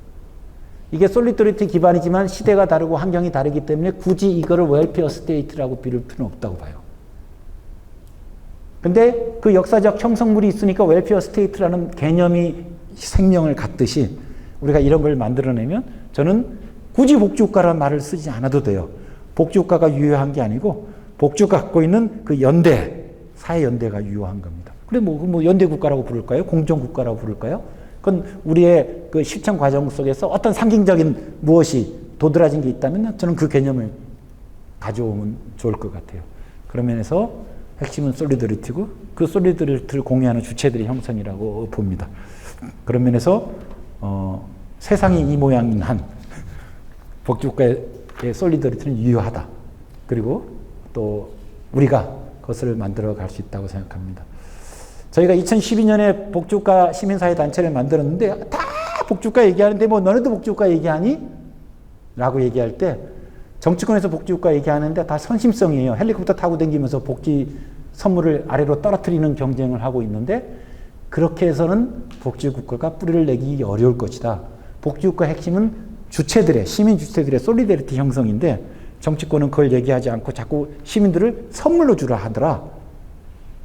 아래부터 시민들이 그걸 만들어 나가야 되는데 그래서 진짜 복지국가가 되려면 시민사회에서의 새로운 계통의 운동도 필요하다. 시민들이 주체로 나서게 하는. 그래서 저희가 단체 이름을 행복한 복지국가, 정의로운 복지국가, 역동적 복지국가, 복지국가 앞에 가치를 집어넣지 않고 주체 형성을 집어넣어서 내가 만드는 복지국가고 2020년 지금 이 시점에서도 그래서 우리 시민단체 역할도 유효하다라고 해서 저희가 혁신복지 프로그램을 만들어서 열심히 하려고 합니다. 여기 계신 분들도 아마 다 공감해 주실 거라고 생각하고요. 예, 같이 가지요. 자, 이렇게 해서 제 거는 이제 마쳤고요. 이제 딱 4시 30분이네요.